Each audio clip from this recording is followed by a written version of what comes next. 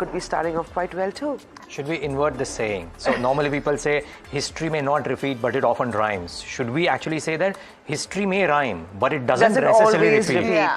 Because look at what's happening. It's fabulous. I think it's last closing session yesterday was just, the kind of strength we saw in a span of about 20 minutes.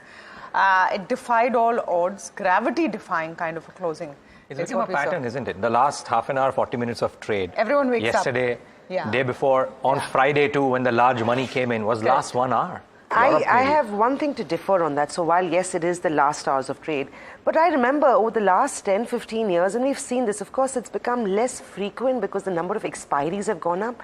But I don't know if both of you remember, historically, the last 30 minutes of monthly expiry was when the party actually took place, right? It was always with the bang, and then come the next day, things would slow down. But this time around, there is no I don't think this morning anything is slowing down. And because your global cues are set up so beautifully, you have actually good news all around. And just flashing on your screens a couple of minutes ago was fresh measures taken by China on interest rates as well. So the setup couldn't be better in that sense. Let's start with US markets.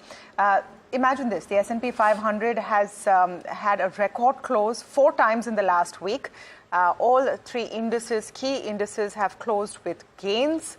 So that all-around positivity is being seen. The Dow also about 260 points up. Dow futures slightly in the red right now. What has helped is very positive economic data which has come in all round. So 2 factors. One is, remember, we told you about the jobless claims which were being awaited. They have fallen to a 4-month low at 218,000 versus an estimate of 223,000. So that is a good indicator for the economy. To top that off, the Q2 GDP data which came in for the US, which the government released yesterday, was at 3% versus the number for Q1, which was 1.6%. So you have a strong US economy. You have receding worries about jobs on the back of a rate cut. So that's looking good. Bond yields reacting in line, the 10-year at 3.79%. And now to add to the cherry on top from an Indian perspective, when crude goes down, it's good for us.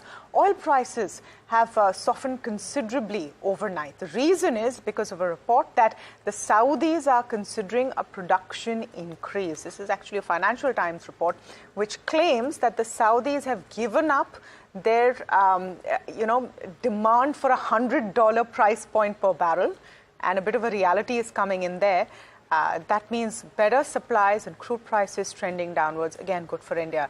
Let's pull up China. Good news from a China perspective as well, because, very, very strong statements coming in on what they're going to do to fix the economy. In fact, yesterday, those statements from the Chinese Politburo anyway saw that spike coming in. So Shanghai up 1%. You have Nikkei also doing very well. They've said they are ready to implement forceful interest rate cuts and do whatever it takes, really, to stabilize the Chinese economy, the real estate market, and control new home construction. India implied open. Let's look at that. To see what we're setting up for the day. And yeah, you're 30 points in the green. I don't think that's too less because look at the dizzying heights. I mean, we had a guest on the show yesterday who was talking about 26,400 in the next couple of sessions. IFL alternate is saying next stop 26,600. So the targets are out there. This is hilarious because 2 to 3 months ago, we were talking about topping out at 25,000. Yeah. 3 months before that, it was 24,000. Now, even the naysayers are saying 26,500 at least. And I said, that was 24 hours ago. We were at 26,200, right? The adjustment shift has been very, very easy. And suddenly, we're not very expensive also, it turns out. We're expensive, but not very. Correction has happened in the broader markets now. So that's an eternal bull, I guess. So guys, is this what a melt-up looks like? We should ask Edward Yardeni that. Absolutely. What a great tee in. Edward Yardeni, president of Yardeni Research, is joining in. Mr. Yardeni, so great to speak with you here on NDTV Profit and have you on. Thank you. The show, and obviously at a time which is very euphoric and heady from an Indian market perspective. But let me come to you on what we're seeing globally, and let's start with US markets and the concerns that things are getting too frothy for comfort. Well, I think what we're seeing is a global liquidity flood coming from the major central banks. Other central banks started lowering interest rates before the Fed, but when the Fed went down by 50 basis points, I think to signal the all clear signs for other central banks to be lowering interest rates. So the Chinese followed up with a whole slew of liquidity providing facilities and monetary policy. And so this is all driving stock markets higher. And I think there is a potential, we're not there yet, but where there's a potential for a melt-up scenario on a global basis. Mr. Yardeni, good evening to you. And reading some of your research that comes in as Yardeni Quick Takes is quite really good. One of the things that stood out for me, which apparently you mentioned about 2 or 3 days back in an article, that there might be a possibility of a melt up. Now tell us the reasons for the same. Is it liquidity driven or otherwise? Part one. And how strong can this melt up be? And could it have an impact on markets like India as well? Because that's what our viewers would want to know. Absolutely. I think that what we are seeing is the shades of the 1990s. And if this is going to turn out to be like the 1990s, the question is, where are we in terms of the decade?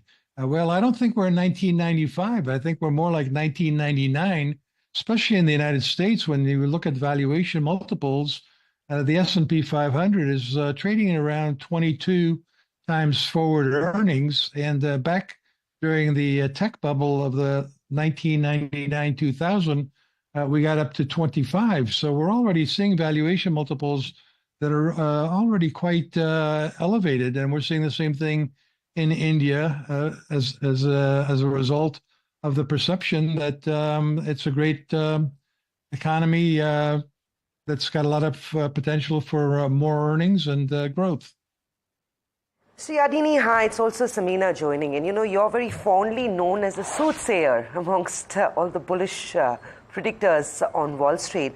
I did read up an article, or of course a conversation that you had, and you said one of the other worries is elections, which participants are ignoring for now. The fact remains that no matter which candidate comes in, measures will be inflationary. This will impact the deficit of the US as well. How real and big is this concern? Well, I think that is the big risk for a bullish outlook. I think much will depend on whether gridlock wins. Gridlock being kind of a checks and balances system where whoever winds up being in the White House is offset by at least the House or the Senate being majority held by the other party. I think most of the political analysts I follow suggest that that's what will be the outcome. But we can always get surprised. And if we get surprised by a sweep by the Democrats winning it all or the Republicans winning it all, then I think we have to reassess the bullish outlook. But for now, I think we're okay until the November elections, and then we'll have to look at it one more time. Yardeni, you know, I think you mentioned this and you said India is going through a massive boom. It's what China was doing in the 2000s. What we also remember is while China's economy grew significantly, its markets didn't really do the sort of magic that they had done on anticipation of the economy growing. With everything that's happening in the world, with China pushing big on measures, trying to fix the property crisis, historically we've also seen other countries take 7 to 8 years to fix property crisis. Where is the bias? Are you still buying an expensive India, or are you buying an aggressive central bank of China that's going to do everything it takes to pick that market up? Well, I think they are trying to obviously turn things around, but I think it's going to be very difficult. As you said, property bubbles, when they burst, can take several years to turn around, no matter what stimulus is provided. The reality is that they still have much too many properties overhanging their market. I don't think we're going to see much of an improvement in property values. I think the stock market clearly has had a nice rally here, but I still think that China has some real serious challenges with demographics. Obviously, India doesn't have that problem. India has a much younger population, whereas China exacerbated its problems with the one-child policy. Then now they're paying the price for that. And then, of course, it's still an authoritarian government. It's not a democracy like India, and they do change the rules, and they make doing business there very difficult. So I'm not convinced that these measures that they're taking are going to have immediate or even medium-term consequences on the positive side. I think India, to me, still looks better than China. But let's drill down on that a little more, Mr. Yardeni. India looks better than China, and of course, you've given the basic demographic reasons, etc. But from an India perspective, when there's talk about the speed with which the markets have grown, valuations, how do you look at that conversation? Well, valuation is stretched in the United States. It's stretched in India. So we could at some point have some sort of correction. I don't think we're going to, even if we have a melt up here where valuation multiples go even higher, I think we're more likely to have a correction maybe early next year rather than an outright bear market. Because I think the fundamentals for our two countries are still very strong, especially compared to the rest of the world. Europe is still struggling. Brazil may get some lift from an improvement in China, but I'm not saying that commodity markets are necessarily voting positively for what the Chinese just did. We saw oil prices, for example, weaken here. If the oil market believed that China's stimulus was going to work, you would see oil prices going higher. I know copper's gone up somewhat, but that too has not exactly been rip-roaring to the upside. So all in all, I think that they may have put in a bottom in their stock market. They may be providing some lift to their economy, but they're still facing some major structural problems with their property market. I don't think that's going to turn around. And I think in addition to that, they have a consumer that looks as though they're not going to be doing the kind of spending that the government hopes they would. And meanwhile, the rest of the world is complaining about China dumping goods in global markets. So, it's conceivable that the next administration, whether it's Harris or Trump, will impose some even more severe tariffs on China. I just have one slightly very basic question from you, Mr. Yardeni. Why a melt up? Melt up versus a meltdown? I have to understand the thinking behind that term that you have been using, you've kind of coined. So tell us, why not just say meltdown? Why a melt up? Well, I think a melt up scenario implies that at some point it could turn into a meltdown. The analogy would be what happened in the second half of the 1990s when we saw a melt up. A melt up is really defined as the market going up mostly on valuation multiple rather than on earnings. I do think that the earnings outlook is actually pretty good in the U.S. I think it's pretty good in India, but the enthusiasm we've seen and the kind of money pouring in, especially now with central banks lowering interest rates, can continue to lift the valuation multiple. And it's kind of like air. The more air you put into these stock markets, the less cushion you have, the lower the meltdown possibility might be in the event that something goes wrong. And I think that one of the things that bothers me about what the Fed just did is they basically made a commitment to lower interest rates several times in front of a political election where we could have a scenario where we have a sweep by either the Democrats or the Republicans, in which case I and others would be more concerned about inflation and the Fed having to pivot again to tighter monetary policy. Very quickly, one last question. How do you feel about metals and commodities right now?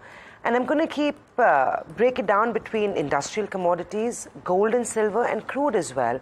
The reason I ask this is because LME inventory is at a record low. The Fed's moved on the rate cut. China is doing whatever it takes, but demand still hasn't picked up, and that's the fact. Would you buy into metal stocks in India, outside India? I'll let you decide.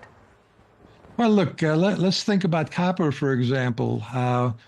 Despite what the Chinese central bank and regulatory authorities did to stimulate the economy, they're not suddenly going to go from a property recession to a property boom. In other words, they're not going to suddenly be ordering a lot more copper for plumbing to build apartments. And so I don't think that with the stimulus that's going to suddenly lead to a much better, stronger economy in China. And meanwhile, whatever economic growth there is in China is coming from manufacturing for export to the rest of the world. So in that kind of scenario, I think a commodity like copper doesn't really have a lot of upside. The price of oil doesn't have a lot of upside because there is so much oil around, and supply side, and the demand side is weak because Europe is weak, and China may not get that much of a lift from what's going on here. But gold looks like it's going to continue to move higher because I think people are very nervous about the geopolitical situation being very unstable, and there's a concern that the central banks may now go the other way and ease too much and only have to pivot once again when suddenly inflation starts to heat up again. Thank you, Edward. Thanks a ton for joining us this evening. We'll hopefully see you soon. Thank you. Thank you. Well, let's detour from what happens globally to what's happening locally. Edward Yardeni clearly saying he still prefers India over China, and he does believe India is where China was in the 2000s, and very sure that the property crisis in China is going to take more than rate action from the central bank there and could probably last 7 to 8 years, as history has shown. Well, implied Nifty indicating to a flat start, but what a September the markets have had. We've had a roller coaster in the first half, or the first 11 days of September, and the second half of September turned out to be phenomenal, to say the least. The Nifty rose 4.5%. The gains came out pretty much out of nowhere after spending the first 10 days of the month consolidating. Well, it was also rollovers that were extremely healthy, coming in at 78.7%, which is higher than last month's rollover average of 77%. This also comes in higher than the 6-month and the 3-month average rollovers that we've seen on the index. Well, 1,300 points in the last 11 trading days. Bank Nifty was the star of September, and we did call this out actually. Early September data was indicating that Bank Nifty would have to play catch up, and if we had to make those new records on the index, participation on Bank Nifty was critical. Well, HDFC, ICICI Bank from the banking space were the stars of trade. Both had it good. This morning you've had UBS reports, constructive and increasing target prices on both HDFC and iBank as well. VIX is down, and I think that's the huge sigh of relief that's coming at a 2-month low. So despite volatility in the last half an hour of trade yesterday in the markets making that big swing, VIX has eased off. PCR has improved, which once again indicates the sentiment on the street is far more bullish as today as it was in the past.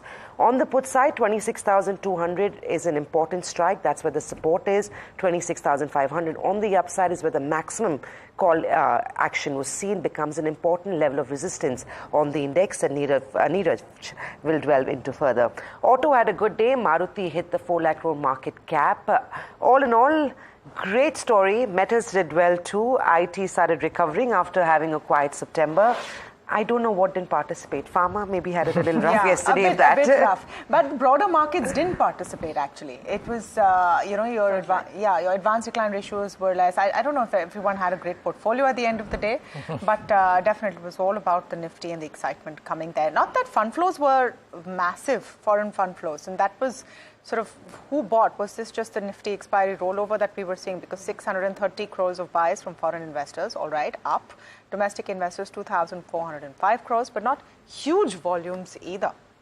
Yeah, but on the derivative side, I think it's looking very, very solid because FPIs have added index futures long. So, I mean, if you just look at what's happened, viewers, yesterday, and just try and look at the roles, right? Private banks, NBFCs, technology, power, real estate, all of them reflected serious long aggression because participants carried over the positions in the outperformers. Now, there are murmurs that is this indicative of some bit of rate action from the Reserve Bank of India in October itself, because rate sensitives are clearly doing well. But yesterday, I must say, it was autos and metals which did a lot of heavy lifting. I mean, you don't often see a Maruti do what it did yesterday, to be very honest. Banks were there, but not necessarily. And even in today's session, you'd probably reckon that IT might actually do the bulwark of the pickup and not necessarily banks. So, which is great news, by the way. I mean, banks have done a little bit. They're still not that expensive. I mean, HDFC Bank is up 20% from the lows, so that's something. But guys, some bit of data just very quickly, and like we said, history may rhyme, but it may not necessarily repeat, be there as it may. The Nifty 200 index, and this is from the IFL alternate research piece, the Nifty 200 index has given 11 consecutive months of positive returns, 38% returns. The previous best was 10 consecutive months with positive returns of 38% in 2014. Feb 2014 to November 2014. So this is a record of sorts. The only point is, post this record in 2014, the index had corrected by 16% in the following 3 months. Let's just see if it happens this time around or no. I would reckon maybe the answer is a no. I think another few spaces that may be quite active today is metals. So copper, of course, IT will could potentially do well on back of what we've seen with Accenture. And more importantly, because they've been quiet for most of September. So it's only a matter of time the buying would come in after that correction that the IT sector saw. But copper for the very first time has hit 10,000. So anything copper could be a space to track. So stocks like your Hindalco, Hindustan Copper, remember, has approved sale of the unit in Madhya Pradesh. Stock was in an F&O ban yesterday, so the movement was limited and restricted. But now that it's out of the F&O ban, it wouldn't surprise me to see Hindustan Copper actually move higher in trade today. So keep an eye on Hindalco and Hindustan Copper in today's action. Along with that, definitely worth the mention is the Nifty 50 reject stock. So all those stocks that now get added, gets excluded, we'll do a more detailed analysis of that, will also be something to track in today's day of trade. But that's pretty much what we have in terms of setting up trade for you. Let's talk about IT in a little more detail and why we think IT stocks is one you want to watch out for in the session. Apart from what Niraj and me mentioned on the fact that there's been underperformance and hence a catch-up, you also had Accenture that reported earnings post our closing on overnight trade in Wall Street. Stock had a good run. It went up with gains of 6%, which means that the markets actually liked what they saw with regard to earnings. Various ways to look at it. They've resulted revenues growth of 3% in US dollar terms and 5% in local currency. Remember, this is a Dublin-based company that we are talking about. The company also announced a share buyback, which the markets have liked. And for F525, Accenture expects revenue growth between 3% and 6%. The analyst estimate on this, which is the data we have from LSEG, said the median of expectation of revenue guidance going up was 5.9%. So this is this morning we're going to look at this as a positive reporting, but on any other day you would have said that the guidance, the lower end of the guidance being lower than the median expectation would be viewed badly. But today, of course, it's all good. Tech stocks will be in focus. 14.5% of the IT has weightage on the Nifty 50. So if you see movement on tech stocks, it will help the Nifty maybe move the needle again this morning. Most certainly, and just one small thing that I'm picking up from the Nirmal Bang note, that after 6 consecutive quarters of decline, growth recovery is back in the consulting revenue, which grew 1% for Accenture, and that per se has a great positive read-through for Indian IT. So if this has happened, would the market want to believe that IT, which has come off a little bit from the recent highs, could see a bit of a leg up? Let's see. The blow hot, blow cold, the same Accenture's data just about a week ago spooked everyone, and then, you have this situation going on. All right, stocks. We'll finish, So IT is one stock sector to watch out for. There's also a little bit of an AI boom on them, right? So that's why you saw their revenue numbers actually look pretty good. So keep a close eye out on IT stocks. Along with that, I think Biocon is an important one to watch this morning, largely because they've gone out and struck quite a smart partnership with Tabuk Pharma, I believe, to commercialize GLP-1 product in the Middle East. This product is very similar to all those drugs that are doing the rounds all over the world now, those weight loss drugs which are for diabetic patients. This one, of course, is going to be developed by Biocon and will be sold, marketed and imported by Tabuk Pharma. It's a fairly large market share in terms of what I understand. And of course, the drugs that we have in the US are currently running on fuel in that sense. So Biocon could be a big entry in this weight management diabetic drug that it's going to be working with in Tabuk. We don't have timelines, neither do we have the deal, the partnership details. More will, of course, follow through the course of the day. Apart from that, a smaller one, but I'd like to mention it because it's been off the radar for quite some time, and that's RailTel. They've managed to bag an order for themselves to the tune of 155 crores. So could be a stock mover in that sense. So I think IT positive, Biocon good news, and RailTel as well. You know, Biocon's big bet is on this category of obesity drugs. The only downside is that since these are relatively new and their side Not effects FDA are approved, just yeah. coming to, they are FDA approved, but I mean, not here yet. There's no approval in India yet. Yeah. But their side effects are not known yet. And the life cycle is so long. The only question is that by the time Biocon But comes my in, only point there is, Tamanna, you have Ozempic and was it Wegovy. Mounjaro? That those are those fat-burning injections that I think have become a rage. Oprah made it a rage all over the world. They may not be selling this in India. Biocon is going to sell this in the Middle East. Yeah. And from the Middle East, if they choose to sell it to other countries all over the world, they may be in for gold, I'd imagine. Yeah, that is the big one. All right, sugar stocks also in focus today, and this is because of important comments made by Union Minister Prahlad Joshi. He's spoken on the sugar industry and said a variety of things which could be positive. He said that government is considering an ethanol price hike, sugar MSP increase, and lifting of the ban on sugar exports. So all of the things you can imagine that the sugar industry wants to hear, all of them have been said. He also says that there's an ethanol price hike under review by the Petroleum Ministry. That's another positive. Sugar export decision will be based on the 2024-25 production and availability. So that's a little bit of a caveat. But the Committee of Secretaries is discussing increasing sugar MSP. This is important because the MSP hasn't changed since 2019. It's remained 31 rupees. ISMA, which is the industry body, wants it to move up to 39 rupees at least. So that is going to be one positive. What stocks does this work for? An EID Parry, a Sri Renuka, a Balrampur Chini, it's a thumbs up for all of them. So one to watch out for. I would reckon the other one is Zomato, one way or the other, because of how it's tied to the hip with Swiggy in terms of, both being in the same space. And Zomato is the only one listed. Reason is that Swiggy's DRHP was finally filed last night. Now, valuations is the only reason why this could be a negative for Zomato, because growth-wise, Zomato is doing better. They've outperformed on most of your operational metrics. But the valuations are starkly different, and that is the problem, because Swiggy is now, as per the DRHP, being valued at 7 times versus 20 times on Zomato. So the question is that, are people going to move to Swiggy? Will you see some of an exit there? Can't really say which way the mood turns, but this is one to watch out for. Pratap Snacks is the other one, and we saw that kind of move come in before close yesterday, and if you pull up the intraday chart for yesterday, you will see how it was really a lot of buzz coming in on Pratap Snacks. We know why.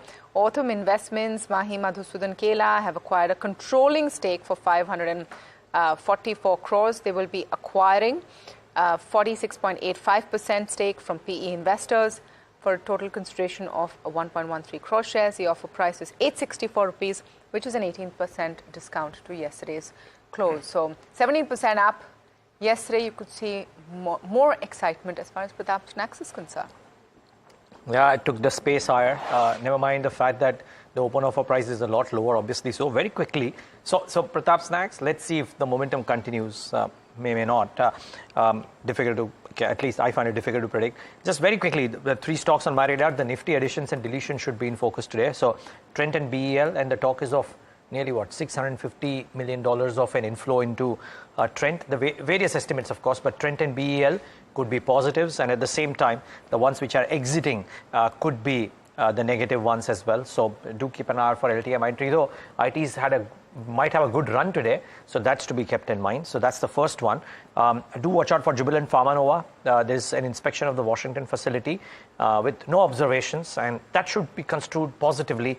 So do keep an eye out for that one as well in the session today. So there's a few names that you certainly should watch out for. But speaking of the Nifty rejig and the small mention that I made of Trent and BEL, Samina describes this in greater detail about how you should watch out for. But Samina, there's Nifty and beyond Nifty too, a few stocks which are touted to either get in some inflows or outflows. Yeah, and the Bank Nifty as well. So there's lots of excitement, and this happens, remember, twice a year. And Nuvama, as always, Nuvama Alternatives puts out a report telling us what we can expect in terms of inflows and outflows. Niraj alluded to the fact that Bharat Electronics and Trent will now enter the Nifty 50 index. Trent, remember, has tripled in stock price in the last 12 months, and it stands now to see an additional 495 million, to be precise, of inflows. Trent's weightage on the index will be 1.4%, and BEL's weightage on the index will stand at 0.9%. They, of course, come in. What goes out very likely is LTI Mindtree and TV's Laboratories. TV's will see its highest outflow ever of 200 million, which, of course, will be gained by the likes of Trent and BEL. And LTI Mindtree, that's been languishing since the merger, to say the least, will also make its exit from the Nifty 50 as per Nuvama, and they will see outflows to the tune of $163 million. Well, on the Nifty 50 existing constituents as well, there'll be some changes in weightage. So ONGC and Coal India's weightage on the Nifty 50 will go up. Marginally, Coal India and ONGC, on back of that increase in weightage, will see additional flows of $26 million each. Power Grid is expected to see lowest outflows of $36 million as well. Well, Bank Nifty, you want to keep that in mind too. Canara Bank gets added to Nifty Bank. Now, the performance of Canara Bank in the last month has been dismal. It's actually not participated in the banking rally. The stock is down about 1.5%. And remember, by the addition on the Bank Nifty, they are expecting inflows not as large as Trend, but to the tune of $92 million.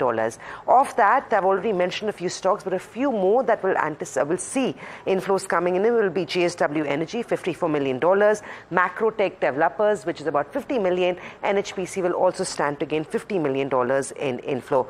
BHEL and Union Bank also gain double-digit million dollars, 47 on BHEL and $32 million on Union Bank. So all in all, as always, the stocks that are going to see significant inflows, Tamanna, historically and usually every time we hear about this, that Friday you see those stocks react well.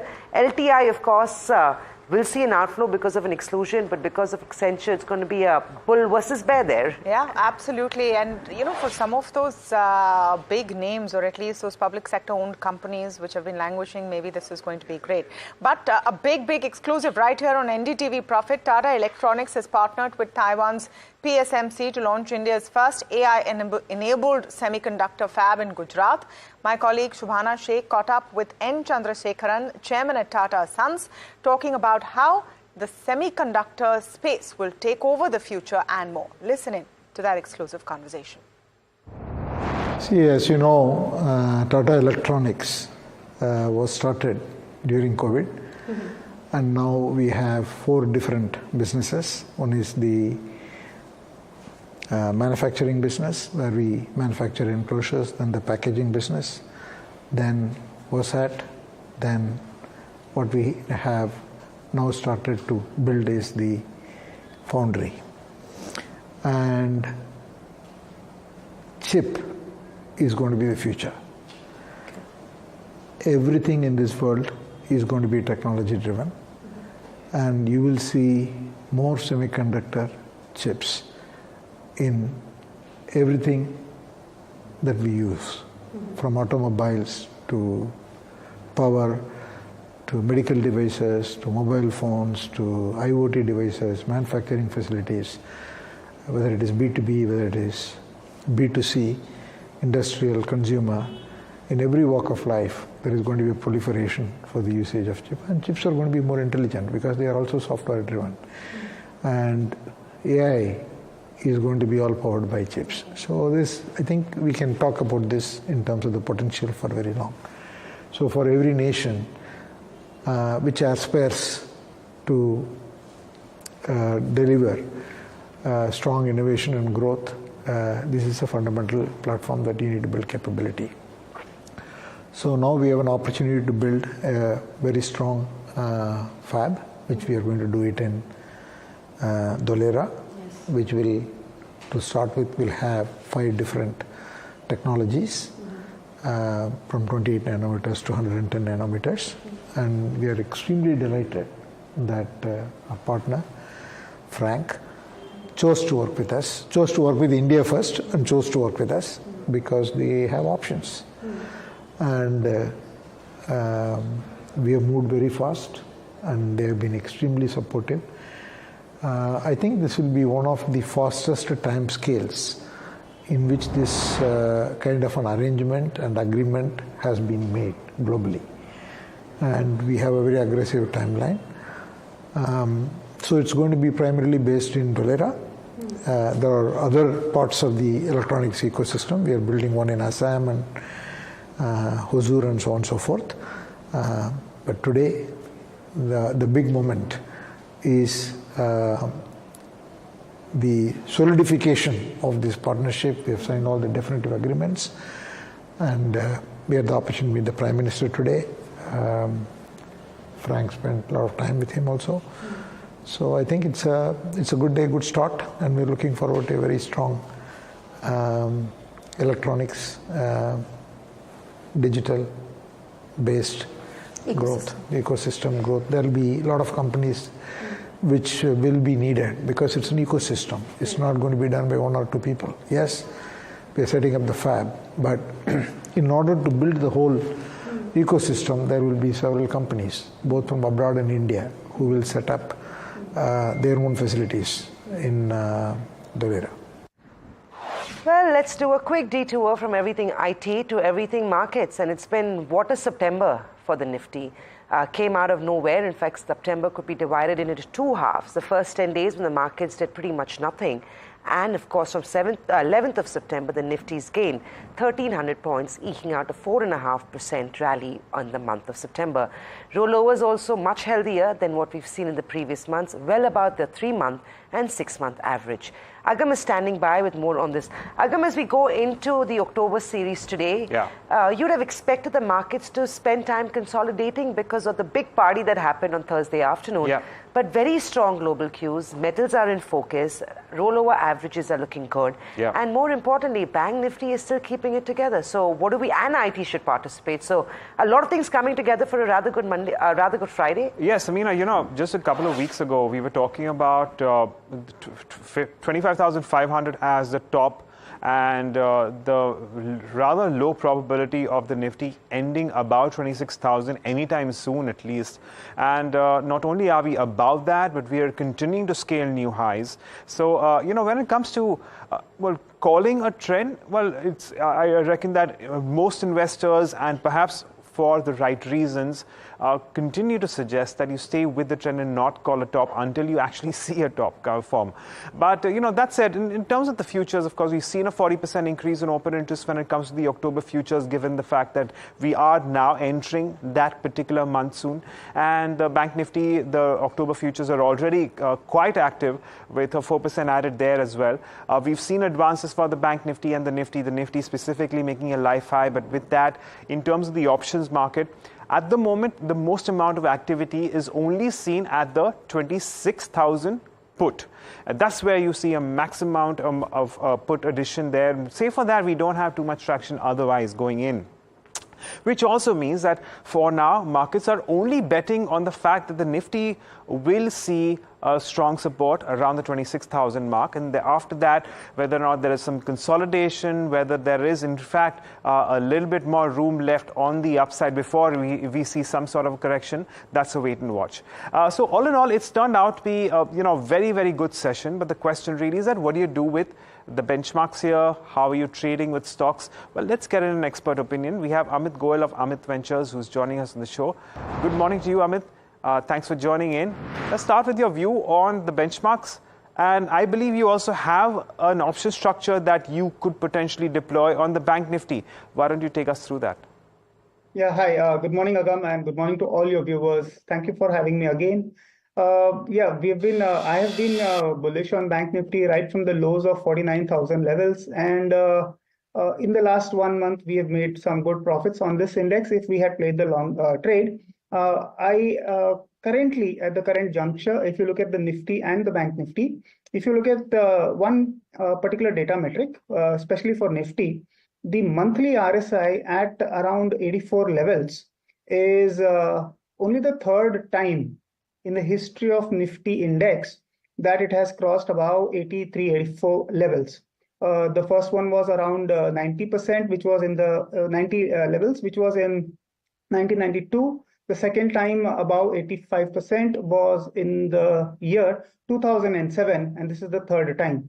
So from that perspective, RSI, which is a very popular indicator to tell you whether the market is overbought or oversold, that kind of gives me some bit of caution that probably the market has run up a little more than what was expected rather.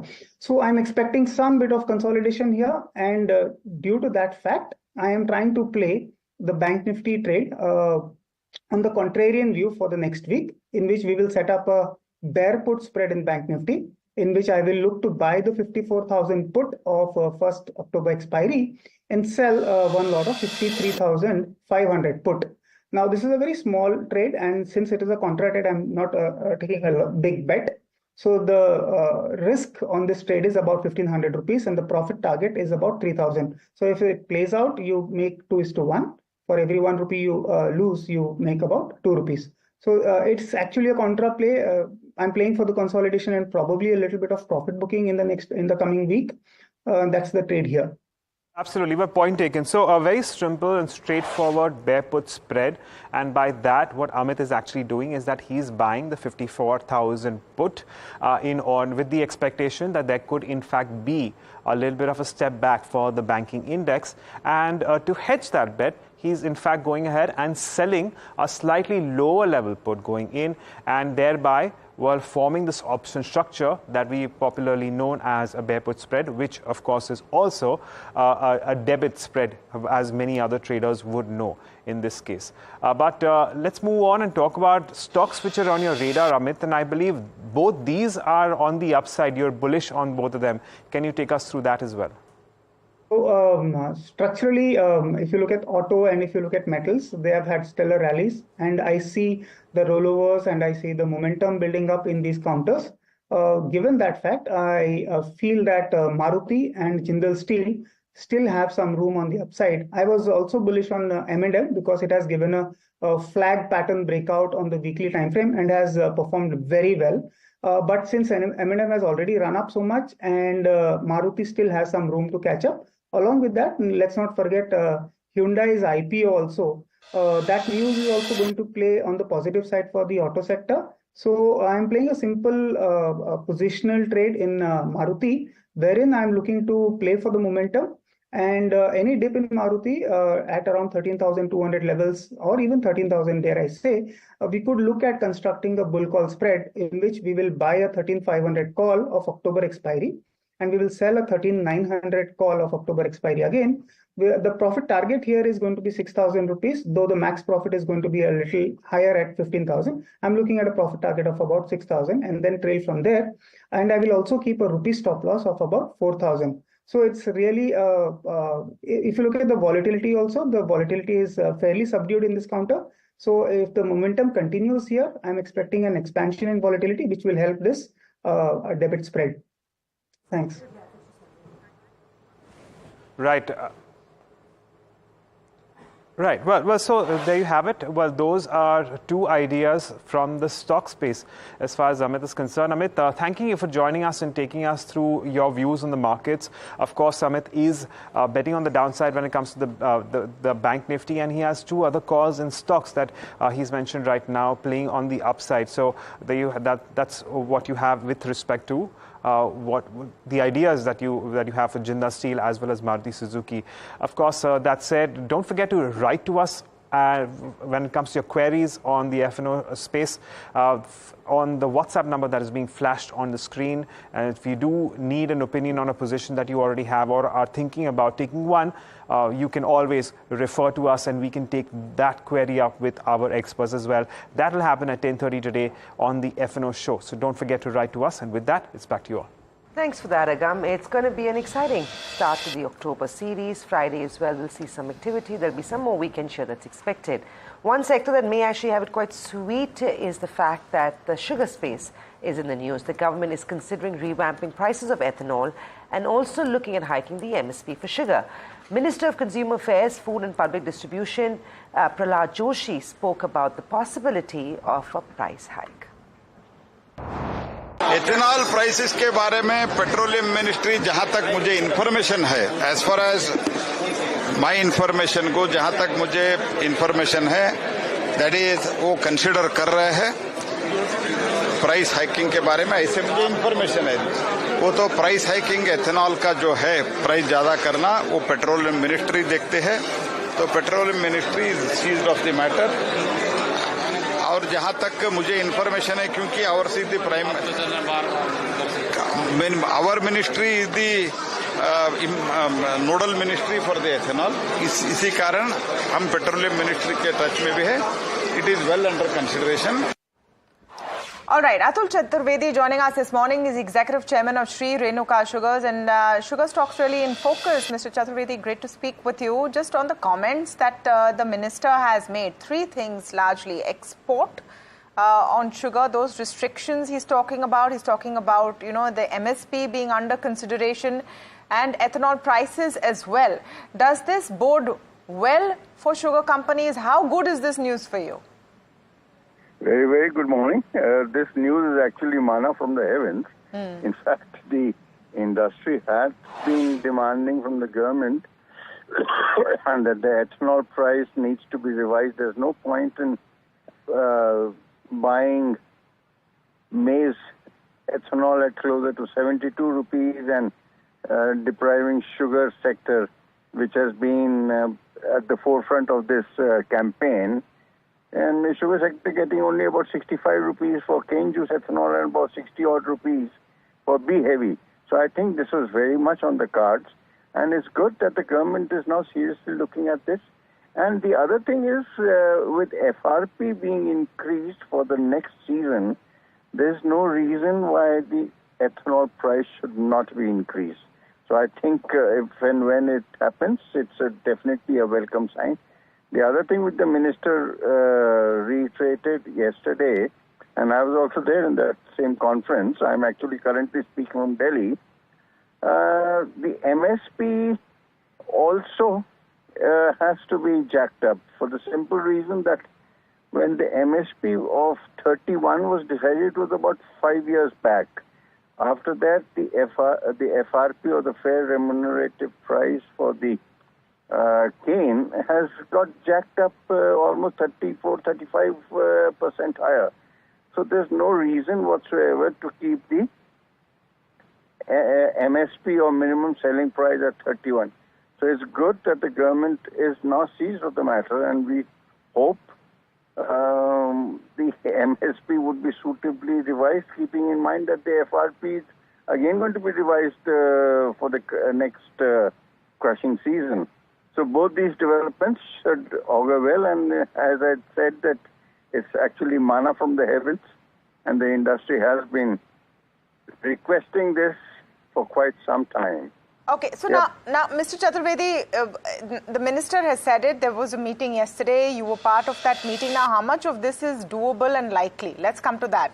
The ethanol price hike, part of it, the MSP increase, and the lifting of restrictions on sugar exports. If I take all of those three factors, in order of doability or a reality check, what can actually happen in what timeline?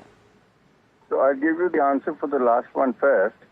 Export possibility on immediate basis doesn't look to be a reality, because the government would much rather see how things pan out and how the season the new season pans out. So probably it will be February or March before they take a view on this. As far as the MSP increase is concerned, that in my view and the meeting which we've been having and the association that we're having with the government, that looks a distinct possibility. And ethanol price increase is very much on the cards. So I think out of the three, two should have happen before the crushing season starts. So hopefully. And the third one, I'm not too sure as far as the exports concerned. That might, a view might be taken by the government in next calendar year. Yeah, but that's important. It's important for you, especially, isn't it, Mr. Chaturvedi, for Sri Renuka, with a key export proportion as well. From your perspective, from the company's perspective, I know you like to talk about the industry rather than the company, but just to get a sense from the company's perspective also, how do all of these measures look? No, let me tell you that our exports are actually based on advance allocation. In fact, we bring in the sugar, raw sugar into the country at a port-based refineries and then re-export it with value addition of 15%. So for us, it's business as usual, no change, no nothing. So for us, it's not going to affect anything. So our exports would continue, absolutely no issues. Even today, it's continuing, no? Even though exports are banned. But our case, we bring in the raw sugar, value add, and then re-export it. So it has nothing to do with the Indian domestic market. Yep. All right. Thank you so much for speaking with us. Atul Chaturvedi there, Sri Renuka Sugars, and sugar companies in focus as well today after the comments made by the Union Minister Prahlad Joshi. But a lot of other stocks that we're tracking this morning, and let's take a look at what's on NDTV Profits watch list. What's looking positive? Definitely IT stocks after the eccentric Q for positive read-through. So that's looking good. A whole bunch of notes out as well talking about what's the prospect for IT companies, and we'll get you those details in just a bit. Trent and BEL are going to be the new bees, the new kids on the block on the Nifty 50. So expect some sentimental positivity there, and of course more funds will come in. Pratap Snacks acquisition by Madhukela and Autumn Investments, a controlling stake that they're buying. That's positive for the stock as well. Watch out for 5-star. Large blocks have gotten absorbed yesterday, as also in Gulf Oil. So maybe it could be construed positively for both of those. In 5-star's case was a very large one. Sugar stocks, and you just heard the management as well. Government mulls MSP and ethanol hike. And let's wait and watch what happens for some of these companies. And reasonably positive for Jubilant Pharma Nova. No observations seen at the Washington facility in a US FDA inspection. Could be interesting. Well, you have some negative news in that sense. While the likes of a Biocon may move on the fact that they've managed to strike quite a deal on the diabetes drug, UBS has a blanket sell that it is initiated for the sector. Zomato, we are calling this a negative as Swiggy files its DRHP. Remember, the Swiggy IPO is at a huge discount, but what we have available on Swiggy is not actually pure equity. It's convertible preferential shares, which of course cannot be traded once they go into book closure. So while it could be a negative because for Zomato, Swiggy soon debuts on the exchanges in the next couple of months. All right, Sudeep Shah joining us this morning. He's Deputy VP, Head Tech and Derivatives at Research SBI Cap Securities. Kush Bora, founder kushbora.com with us, and Aditya Shah, founder Hercules Advisors, joining us this morning. Welcome to all of you, and great to have you on. Sudeep, let me come to you first and let's start with the Nifty. Rock and roll yesterday. Nifty and Bank Nifty, do you see that momentum continuing? What would be your call? Good morning, Tamanna, and good morning, Niraj. Tamanna, see, we need to understand what has happened now in the last 7-8 sessions. Real estate, metals, auto, NBFCs, banking, IT, FMCG, pharma, all have moved. So this last series, the series which have just ended, we have seen Nifty, the rollovers being quite strong to the tune of 79% much higher than the 3 months average. So what we feel is that this strength going into the new series would continue, although the speed of the up move in the last few sessions have been quite faster. The FII long short ratio has reached 80%. So that is reaching some kind of an overbought zone if we just decode a bit of the data there. So we could see some kind of a consolidation going forward, maybe a consolidation between 26,000 and 26,300 in the next coming few sessions. But overall, we feel 25,900, 26,000 now would be a stronger base. Until this zone holds, we could see higher levels of 26,500, 26,700 in the coming 1 or 2 weeks. Similarly with Bank Nifty, although the Bank Nifty has not moved in tandem with the Nifty in the last 2 sessions, but here also above the previous highs, a lot of private banks have shown exemplary strength, and some kind of a pullback is now visible in the PSU banking space also. So if you add all of these, 53,900, 53,800 now will act as a strong support from the next couple of days perspective. Here also the rolls have been quite higher than the 3 months average.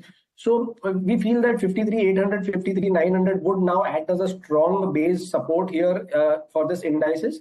And on the upside, 55,000, 55,300 could be the levels to watch out for in the next 3 to 5 trading sessions. Sudeep, hi, it's also Samina joining in. We'll take a break. We'll come back to you, talk stocks, and gear you up for pre-open trade.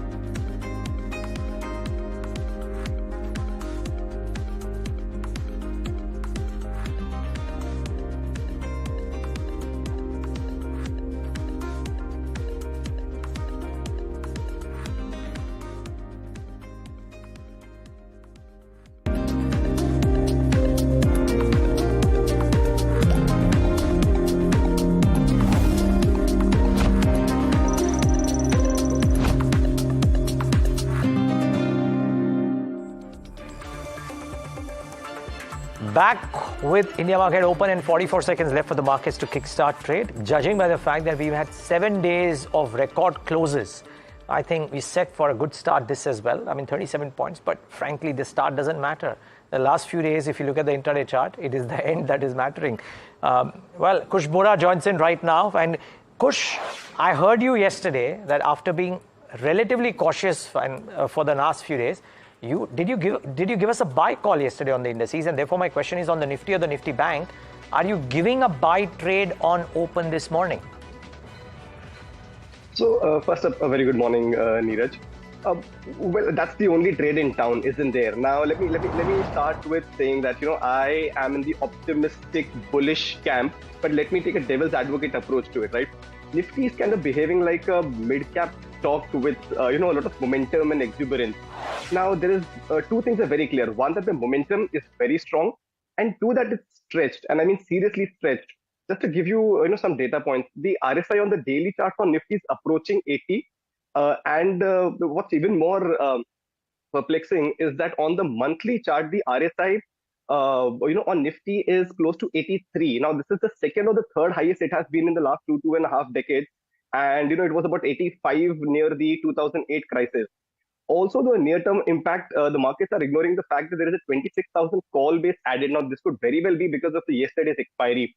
But, 26,000 call in the money, but it's still adding OI. But the one thing that I've learned is that you don't fight momentum and you don't fight liquidity. Not till the markets don't tell you that, they are in a mood for profit booking, they are in a mode of consolidation. You continue and you either buy or you at least hold whatever you've got. How do you typically play a high momentum overstretched mid-cap stock? Is that one, you either don't play. Two, if you really must, then you play it with a very small quantity, because no matter what risk management systems you put in place might go out of the window when the turnaround does happen. So you play it with a small quantity. Right now, you play the Nifty for targets of 26,600 and higher, and your stop loss comes to 26,000, where we are seeing some put base, accumulate. Bank Nifty also very similar view. However, there is still comfort here because the rally hasn't really been as stretched as the Nifty. So 54,700, 55,000 kind of targets do come in play. 53,800 is a good support zone. So if you're initiating fresh longs, then that should act as your stop loss. Sudeep, in terms of stocks, what is it that you're constructive on? I believe you've got 2 long trades. Yeah. So the first stock is Aditya Birla Capital. Now, we've seen this stock consolidating for a while now between 230 and 205 on the downside in the last 2.5 months. Like post that, in the last two to three sessions, we have seen some pickup of activity. On the weekly charts also, it is now almost at a 9 to 10 weeks high. So I feel from the current levels, this stock could now play a catch-up. While a lot of NBFC stocks have moved, this stock could play a catch-up, and this could be bought with a stop loss of 230 on the downside and a target of 245 on the upside. The second stock is Eicher Motors. Now, we've seen all these auto stocks move too well in the last several sessions. Eicher Motors was in an uptrend from June 2023, right, from 3,400 to 4,900 in June 2024. But in the last 3 months, the stock has consolidated for a good time between 4,650 and 4,900, 4,950. And in the last 2 sessions, we have got good strong signs of a breakout with a buildup of open interest on the long side. So I feel this stock could keep edging higher. And we could see levels of 5150, 5200 in the coming few sessions. And this could be bought with a stop loss of 4920 on the downside.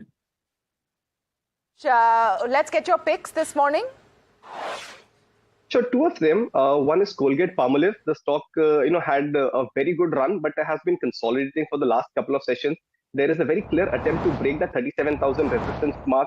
With any kind of market support, that might happen. And, you could see a move towards 38 and 3,900 as well. Your stop loss comes in at 3,600. The second one is a cash call, Welspun Corp. This stock has rebounded quite smartly in the last 2 sessions on the back of fairly decent volume. So here the up move could continue. Your targets are 755 and 780. 695 is where you place the stop loss. Yeah, are you constructive putting in money to work currently, or now you're saying, "Bhaiya, chalo, enough, let me book some money? No, definitely not. We are constructive on the market, but the spectrum of stocks that we are buying is now very, very narrow. We are trying to invest in large cap companies where the market has just derated those stocks over the last 2 to 3 years, and there is a good opportunity available there. Even within the small and the mid cap space, we are trying to look at valuations, and where we are finding that the valuations are about 40, 50 times multiple, even though the companies are growing at about 30 to 40%, we are trying to lighten up the positions. So that's what we are doing. You have to be on the train. You cannot get off the train just saying that the valuations are expensive. However, what you can really do is rotate yourself from being aggressive on small and mid caps to try and invest in safe stocks per se. I think we're just losing that feed a little bit, but I think we got the gist. Now there is constructive optimism here. I think a lot of stock-specific conversation coming up, but IT is going to be the big one today. And important to highlight what brokerages have made of Accenture's results and the resultant impact on Indian IT. Rucha Johnson for that. Rucha, good morning. Good morning, Niraj. So Accenture reported its results yesterday. While the results were at the midpoint of the guided range, financial services reported the weakest growth. Now, this is the vertical from which majority of the IT companies get most of their revenues from. But most of the brokerage houses believe that demand environment is now stable, if not a deterioration. And, macro uncertainties are now getting cooled off, with the US also cutting their interest rates. And these are proving to be positive for the Indian IT companies. But let's look at what each brokerage is saying about the IT companies, starting with MK on information technology. It believes that the uptick in technology spending in the next calendar year will actually hinge upon the confidence on the macro stability. Though macro is now stable, how much this will continue forward is to be watched out for, especially US elections will largely, monitor this one. And resilience of US economy after the interest rate cut cycle is also what is to be watched out for. While the pecking order for MK Global is starting with Infosys, followed by HCL Tech. Tech Mahindra is the one which it also likes, followed by TCS, Wipro, and lastly LTI Mindtree in large caps. Talking about mid caps, well, it prefers eClerx, while eClerx has rallied recently very much, but this one also stays as the top recommendation, followed by Cyient, Birla Soft, and Firstsource. While Nomura believes that clients continue to prioritize on large-scale transformational projects, but generative AI could prove to be opportunity for Indian IT companies to upscale their revenue, while interest rate cut cycle and a thaw in decision making could also fill the demand gap that the IT companies are facing since a couple of quarters. Well, it has a buy rating on Infosys, Wipro, and Cognizant in large caps, and eClerx is in mid caps is what Nomura likes. Moving on to Goldman Sachs, which is the last one on my list. Well, it believes that the results and the guidance shows improving trend at a moderate pace. Trend is improving, but at a moderate pace. And it also says that the channel checks which the brokerage house has done suggest demand environment is improving. Talking about stocks, it has a buy rating on TCS, which trades at a lower premium to the sector versus its history. Also buy rating on Infosys, and Infosys said to be the greatest beneficiary of a revival in discretionary spend in the next year, if any. Thank you for that, Rucha. Comprehensive piece there on what IT is looking like. And look at the pre-open rates. Coforge, Birla Soft, Sonata, all of them up in the green. We look at some of the majors as well. What's happening with TCS, Wipro, Infosys. So IT is one theme that we're going to see playing out today. But I'm going to come to you, Sudeep, on what you're liking in the mid-cap IT space. If there's anything that you want to pick, or you stick with the frontliners. I'll be sticking with the frontliners because right now, if you see in the last several sessions, mid-cap IT stocks have just moved too faster. And I feel now the kind of comfort with respect to the risk-reward ratio is not there. However, see, all said and done, there are a couple of stocks which are still in a massive uptrend. A couple of them, one of them is Coforge, the second is Tata Elxsi. So these two stocks still could outperform in the mid-cap space. But from the large cap space, I feel it is HCL Tech and Infosys which could continue to outperform in the next few sessions. And they could now, in fact, Infosys could now take a lead in the coming few sessions. Just a quick one on Hindalco and Hindustan Copper. The reason I ask this is because copper is trading at 10,000 for the very first time. The Japanese stimulus coming in hard and fast, copper is supposed to be a big beneficiary, at least in terms of commodity trade. Would you buy Hindalco? And of course, Hindustan Copper is now out of the F&O ban this morning. Sudeep, that was for you. Okay. Yeah, see, if we look at all these aluminum stocks, whether it is Nalco or Hindalco, both these stocks have been at a big breakout.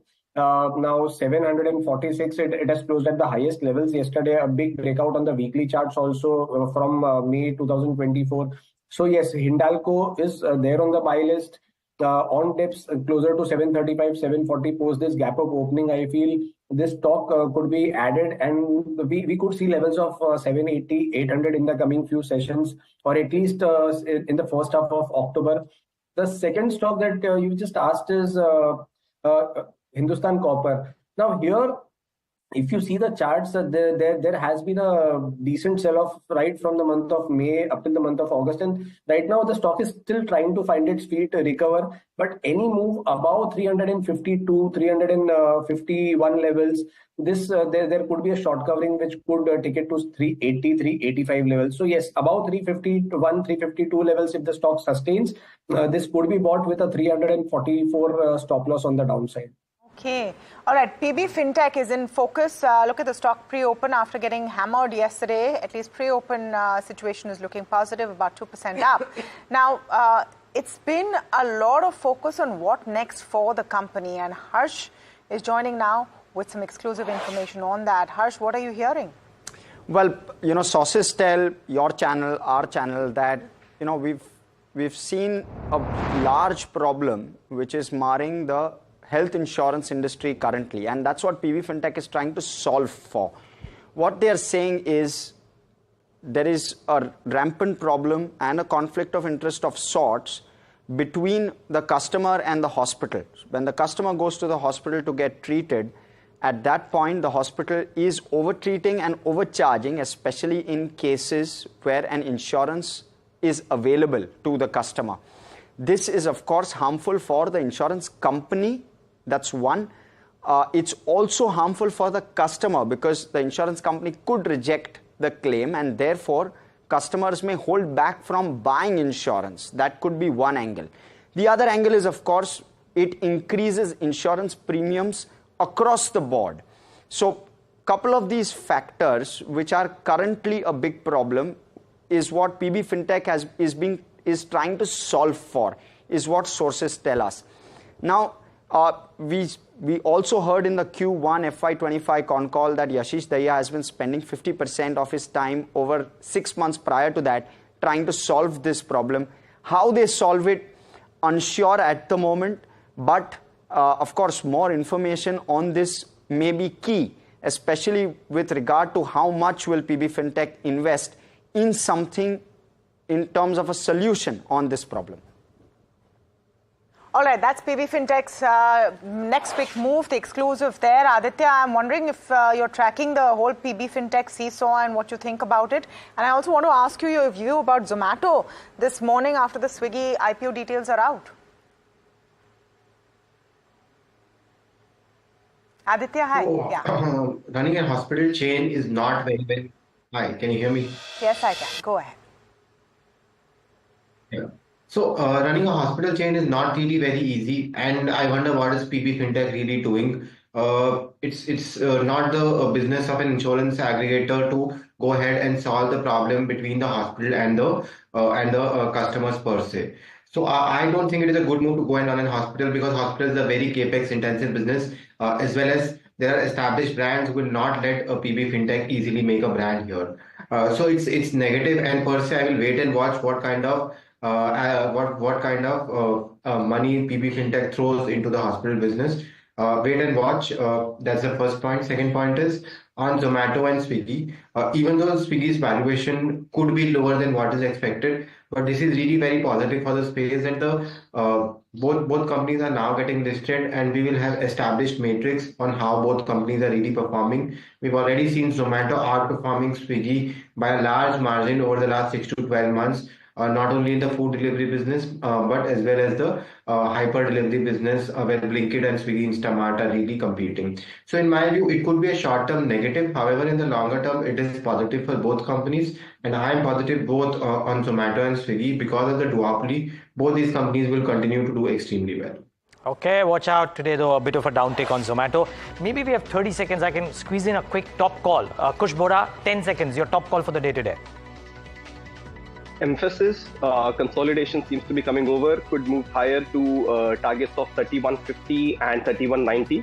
Your stop loss comes in at yesterday's close, which is close to about 3060. Okay, Emphasis, 3060, stop loss 3160, target. Watch out for that one. IT anyways could start off well. Okay, just 5 seconds. Wish could have taken Sudeep's top call too, but we'll do that maybe post-market open. But here's how the markets are starting off. And in the green, marginally at that, because banks are maybe flat too. Bring up Nifty IT really, and let's see what IT is doing. Okay, Nifty Bank is known. Nifty IT 1.6% higher. That is the key thing. Wonder if mid caps and small caps are participating at all, because the last 2 days they've sulked a little bit, for now to flattish. So except for IT, there doesn't seem to be too many games in town. Maybe small caps marginally, maybe power with a clutch of upgrades there. Bring up the heat map up on the screen. I think IT should be dominating the screen here. Wonder if Maruti is still in that list. No. So more red than green. That's the first part. All right, let's think of the gainers. LTI Mindtree exiting the Nifty. No impact. Probably the last time that you're seeing this one on this heat map. Wipro, Sun Pharma, Hindalco are some of the others that are doing well, but it's IT dominated the screen really for now. On the downside, Airtel corrects, Power Grid corrects, L&T and ONGC down as well. So some of the, well, actually it's not a PSU flavor, just the defensive bent of the market is taking a bit of a backseat, even in a flat market. But I must say the number of green is coming up. But metals and IT seem to be dominating trade, Tamanna. What a farewell for LTI Mindtree. So you are seeing a good boost there on the Nifty, at least strong start. Nothing too much to fret about. I want to see what the broader markets are doing though, because remember in Nifty's big run, in the last couple of days, the broader markets have not quite participated and they seem to be sitting on the sidelines even now, completely flat on the Nifty mid-cap 150. Let's look at what's happening on the small cap side of it. Less than 0.5% up, so nothing great happening there. Can we just pull up the sectoral indices as well and the heat map there? Nifty IT, it's all about IT and metals because of global factors. Nifty IT because of the Accenture read-through. Looking more positive than expected. The metals stocks are up because of all the moves that China is making, and that's where the story really lies. The UBS note having no impact on pharma right now, maybe a recovery after a slew of statements from pharma companies on the drug raid on spurious drugs, saying that this wasn't us. Reality really sulking today, 1.5% down, and this has been happening more often than not. FMCG stocks also in the negative. But let's get stock specific. I want to look at stocks which are maybe reacting to the Swiggy DRHP. Remember, that's the big one. The IPO is coming. What's happening to Zomato? What's happening to delivery? We picked two stocks in similar spaces and seeing what's happening there. We called it. We said Zomato will be seen as negative because of the valuations on operational metrics. From what we know, Zomato may be looking more robust, but in terms of valuations, looking pricey compared to what Swiggy will list at or come in at. Delivery, though a bit in the positive. Some of its pre-open sparkle has come off. Pratap Snacks in focus. The stock was up 17% yesterday. The street didn't quite know why, but we do know now that some marquee names are coming in and getting a controlling stake. Stock up 6% today as well. Let's look at RailTel. There's a work order of 156 crore rupees that they have got, 2.5%, nearly 3% up now. Sugar stocks have been in focus because of statements made by the union minister, and they are all buzzing, 2.5% on Sri Renuka, Balrampur, Chini. Let's look at EID, Parry, and the rest as well, also looking at a bit of a buzz. We talked about IT stocks, and it's not just the majors. Look at a Sonata, look at a Coforge, a Birla Soft, an L&T Tech, all of them in the green. So you're going to see maybe that momentum for IT really changing. Just one last, Torrent Pharma.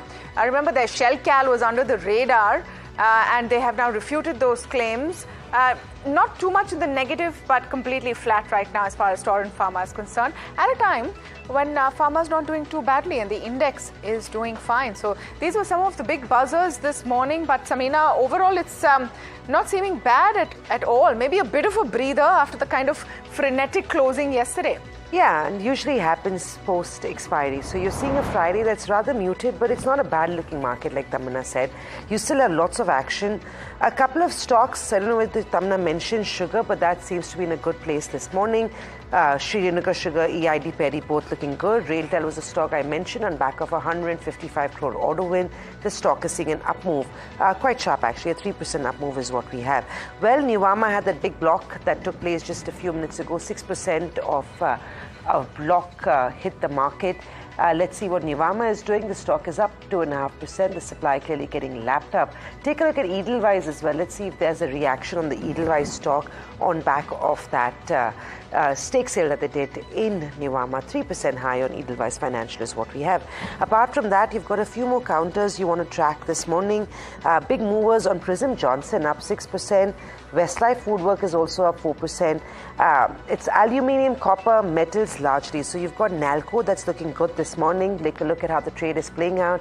Hindustan Copper, Nalco are counters you want to keep a close sort of watch on and trade this morning. They should be reacting on largely on back of the way metal prices have been moving on the LME and across Asia this morning as well. So metals looks good. You've got a little bit of activity on pharma as well. A quick check on Biocon with the new drug launch. Let's see if the markets are getting excited about this one. There is 1.5% move, not bad for a morning when UBS puts out a sell note on pharma companies. So all in all, it's a good market.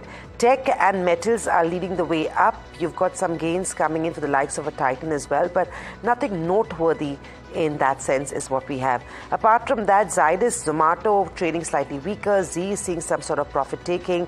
But the biggest loser of the morning on the Nifty 500 is United Spirits with a 5% cut, Niraj. Yeah, a downgrade coming in on United Spirits. Macquarie saying that the expectation is that Q2 could be weak, and maybe that's what's weighing in on the stock today. Just want to mark Newland very quickly before we get to our guests. Newland is partnered, become a CDMO supplier for Car XT and USFDA has approved Bristol Myers schizophrenia drug Car XT, which will be used to treat for mental disorders. The expected sales target is $2.5 billion by 2030, and I think that's the reason why Newland Labs is up about 5% in trade. So strong showing there for this one too. But opening thoughts, Sudeep, we couldn't quite take your top call, but give us your opening thoughts. Metals seem to be doing really well. IT started off well too. Any thoughts here, or if there is a stock on your radar post open? Yeah, so post opening, we are seeing while IT is moving up and very strong, there's some kind of a softness with respect to the banking names, and that is just because of index management. So we feel that it's okay to consolidate here, but it's more action is there, say in stocks like HCL Tech now with IT moving higher. This is one stock that we cannot miss. And the last 4 or 5 sessions, the kind of chart structure it has been here, it's now at a cusp of a breakout from a medium-term perspective on the higher side also. So 1800 zone could act as a strong support, a good stop loss on the downside. A quick short-term trade here could be up to 1850, 1860 levels. Now, one more stock is there on my radar, which is Grasim. Now, here also, we've seen in the last 3 days, some strong buying has happened from lower levels. The stock on a medium to long-term structure is quite decent. It's quite strong. So I feel Grasim also should be looked upon on dips between 2750, 2760 with a stop loss of 2730. The targets here could be north of 2830, 2850 in the coming few sessions. Okay. Well, that's the word. United Spirits is the interesting one, as Samina pointed out. Aditya, come to you on this one. Macquarie saying Q2 might be weak. Everybody wants to pile onto liquor stocks. Is this actually an opportunity, or would you bide your time? For us, I am positive on the liquor stocks per se.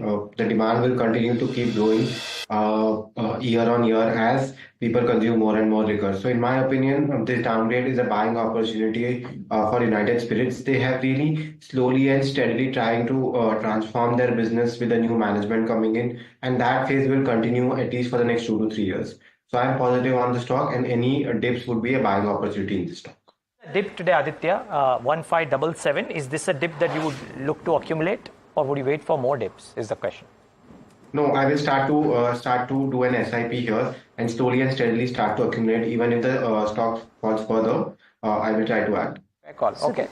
Okay. So, just a quick one on banks. Today was one morning when we didn't spend too much time talking about banking names. Sudeep, HDFC, ICICI Bank, are you buying either of those? And even towards close yesterday, the likes of Shriram Finance saw lots of action. 3 stocks for you. What is the trade? Is there a trade? If we are talking from a say a positional perspective, yes, I would like to go with both HDFC Bank and ICICI Bank, because if we see the rollovers of both these stocks, they have been quite strong. And HDFC Bank, after a long time, it has shown such strength in rollovers. So I feel, although today because of the IT's outperformance, we are seeing some kind of softness in Bank Nifty, but in the coming few days when things get normalized once again back and we are back to those sector rotation, then I feel in ICICI Bank and HDFC Bank could continue to edge higher, and we could see higher levels here in both these stocks. Now, if we speak about Shriram Finance, then Shriram Finance also in the last 2 or 3 days has given a strong move from lower levels from 34.50, 34.60, and has given a consolidation breakout on the upside. It was a small consolidation, although in the last 4 or 5 days. But yes, the stock is poised for a decent move up to 37.50, 3800 in the coming few sessions. And if someone is holding this can be held with a stop loss, now a trading stop loss of 35.30 on the downside. Kush Bora, what stands out? I really want to know, Kush, your opening thoughts, of course, but if there is a metal name that you would give a fresh call on. So as far as metals go, I think Hindalco continues to shine. I think this is one that you should have on your radar. If you see the stock is gaining strength from current levels as well. So I think this is one stock that you should keep on your radar. On the higher side, you're looking at a 765, a 775 kind of a move upwards, and 735 is where you place your stop loss. Maybe just a quick word on a couple of stocks that we've discussed. E-Clerks we discussed yesterday for a first target of 3030. That's been surpassed quite easily. I think there was a Nomura note as well that your team mentioned today. If the viewers have actually invested in this, we should continue to hold. Move your stop losses higher to 3000 now and play for the second target of 3110. Also, Emphasis, the opening call that we discussed. If anyone did get a quick trade in, it's approaching the target. You might want to consider booking profits on that one. Not a bad trade for about 2% kind of an up move from opening in 10 minutes trade. So Emphasis and E-Clerks have done well. E-Clerks continue to hold. Emphasis, you might want to book profit if it's an intraday trade. Now, this is a damn good call from Kush, because as an intraday trade, you actually made a seriously decent killing in the first 10 minutes of trade in Emphasis. Emphasis is looking good. We're looking at the markets pretty buoyant right now, not too bad. At least the Nifty and the Sensex have come off. IT is going strong, and really the story this morning is IT. Just let's pull up the Nifty IT and its constituents and see what's happening there. Really, one other stock which is having a good day is Vodafone. I'm not quite sure we talked a lot about Vodafone at all. Sudeep, are you liking what Vodafone's doing on the charts? About 4.5% up this morning? I am not sure, and I guess I and Kush, we both share the same view. Last Friday also, when we were on the show, we were discussing about this. And I feel, even let it move to 11, let it move to 12. A lot of opportunities are there apart from this stock. So it's just that on charts, if someone is just too hell-bent on trading on this stock, okay, fine. From a short-term perspective, 10.4, 10.3 could be a support, and we could see some pullback up to 11.4, 11.6 on the upside, but nothing beyond that. There's a big structural breakdown over here. So this particular chart is at its oversold territory. So there could be some rebounds from lower levels, but nothing beyond that. The structure has not changed. It is a long-term sell. So I feel any rise will be used to offload stocks at higher levels. A lot of people would be stuck. So supply would keep on coming at higher levels. And that is the reason I would like to avoid this stock or buying the stock at any dip. All right. Okay. So Vodafone in focus. Another sector which is really seeing some pain is your realty pack. Phoenix, Godrej Consumer, all of them getting hammered today. And maybe it's a reversal of that whole rate-sensitive play which we were seeing. Aditya, are you seeing anything that you would want to pick up right now in realty, or you'd stay away for a bit? No, so we feel that the real estate cycle has really turned and it is here to stay for the next 3 to 5 years. Our topic within the sector will continue to be Godrej Properties. The stock has done extremely well, and with the launches in Delhi and Bangalore, the company is doing exceptionally well. So this will be our stock number one. If anybody wants to look at any other stock, then they could really look at somebody like an Oberoi Realty, which is also expected to do really well over the next 1 or 2 years. The entire theme within the real estate sector would now be to stick to quality developers who have a big brand and are going to do really well over the next 2 to 3 years. If there is any pharma stock you'd look to buy today, which one would it be? I like the news flow on Biocon this morning, so hence I ask. And also anything in consumption. FMCG is having a bit of a quiet morning, but maybe an opportunistic long trade there for next week.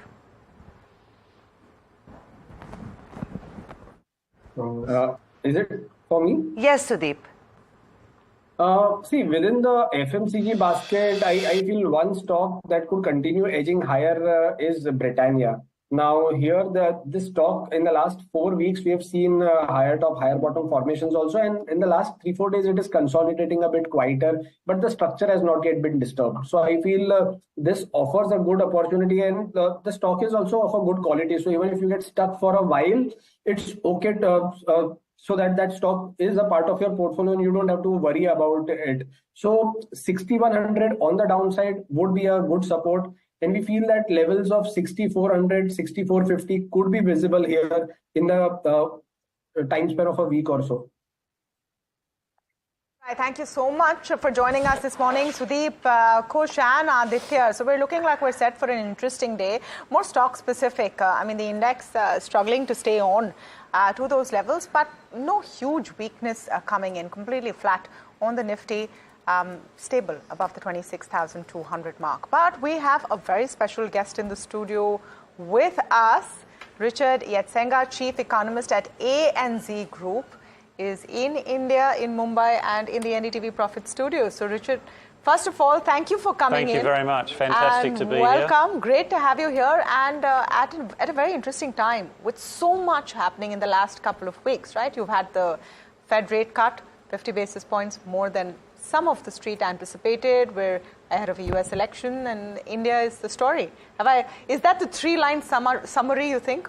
Probably. It is quite interesting. We can talk about what the Fed's been doing. Let's start there. And China, of course. China is revved up suddenly in the last couple of days. Between them, they're nearly half of global GDP. So obviously a really big global trend developing both those places. Yeah. So let's start with what the Fed has done and the after effects that we will possibly see. Some concerns that you might see, inflation heating up after the Fed cuts, both of the conversation coming from Harris and Trump are slightly inflationary. Do you think the kind of excitement we've seen is a bit premature? Some people love to find the bad in whatever is going on or look for the dark cloud, and I'm not saying that's you, but, the Fed cut by 50, they must know something, the economy is bad. The Fed cut by 50, we must have an inflation problem, and if either of those don't get us, well, we've got the US election, and who the heck knows what will happen with that. Let's step back a little bit. The Fed doesn't know anything. It looks at the same data we do, and the growth data in the US is absolutely fine. 2-point-something. It's completely Goldilocks. Inflation doesn't rekindle after one 50-point move. I think as the Fed delivers easing, we are going to see it gain traction relatively smartly, but I don't think that means inflation turns around and starts to pick up. And sure, the US election is a risk. We've had a couple of elections in the last decade in the US which have had some quite unfortunate, certainly make people feel uncomfortable in terms of what they mean, but also whoever wins the US election wants a strong stock market and a strong US economy. And so that reality is probably going to be a pretty good temper on some of the most extreme policy positions from either candidate. Yeah, I think that comes with the job for journalists to always look at that. Well, and economists as well, I might say. Economists, so that's the thing. Economists describe themselves as glass half empty people. So maybe that's the first thing. Well, they used to call us dismal scientists, but now, of course, we have geopolitical experts that make us look like optimists. So let's come to what this means for, say, emerging markets like India. I'm talking about the Fed rate cuts now. You're saying there's no real concern about inflationary pressures. Do flows increase for India? Do you see the pace and the quantum of cuts coming down as well? I think so. I think the Fed will become more prudent and ease a little bit more slowly. Emerging markets like India have been through the most difficult part of the cycle. Aggressive Fed tightening, structural China slowdown. If there was going to be an emerging market problem, the intersection of those two things should have given us one. And the reverse has happened, actually. Emerging markets have gone from strength to strength. I can't recall a time in my 20 years coming here that the external perception of India has been so strong. So if you think about why that is, financial sector resilience means when the Fed tightened, it didn't have all those uncomfortable financial fragility flow-ons into the Indian economy. Let's all remember 10 years ago, India was one of the fragile five. Now it's one of the fantastic five. I'm not sure what the other four are, but we can work that out. And China's structural slowdown at face value looked like it might have been negative for the region, but actually what's happened is every dollar of global capital is no longer looking at China, it's looking further afield. I don't think it's any coincidence that this kind of great Indian emergence into global consciousness the last few years has occurred as China has kind of ended its 20 years of economic exceptionalism. I think the cost of external capital for India has come down. So if that's the worst part of the cycle, and now interest rates are coming down and now China's stimulating, I think India's challenges are probably questions about excess, managing the amount of demand, making sure financial excesses aren't emerging, making sure the fiscal position is allocating capital in the right way. I don't think it's a problem of insufficiency. Can I ask you, and really good to know that you said that let's figure out which the other four are, because India is certainly part of the fantastic five. But here's the question. Never before, Richard, has India been looked at as a country which is managing one of the largest economies, managing the fiscal situation well. Yes. Current account, not a problem. Correct. Commodities coming off, especially crude, which is a blessing. And one of the highest growing economies. Is the best for India up ahead in the next 10 years?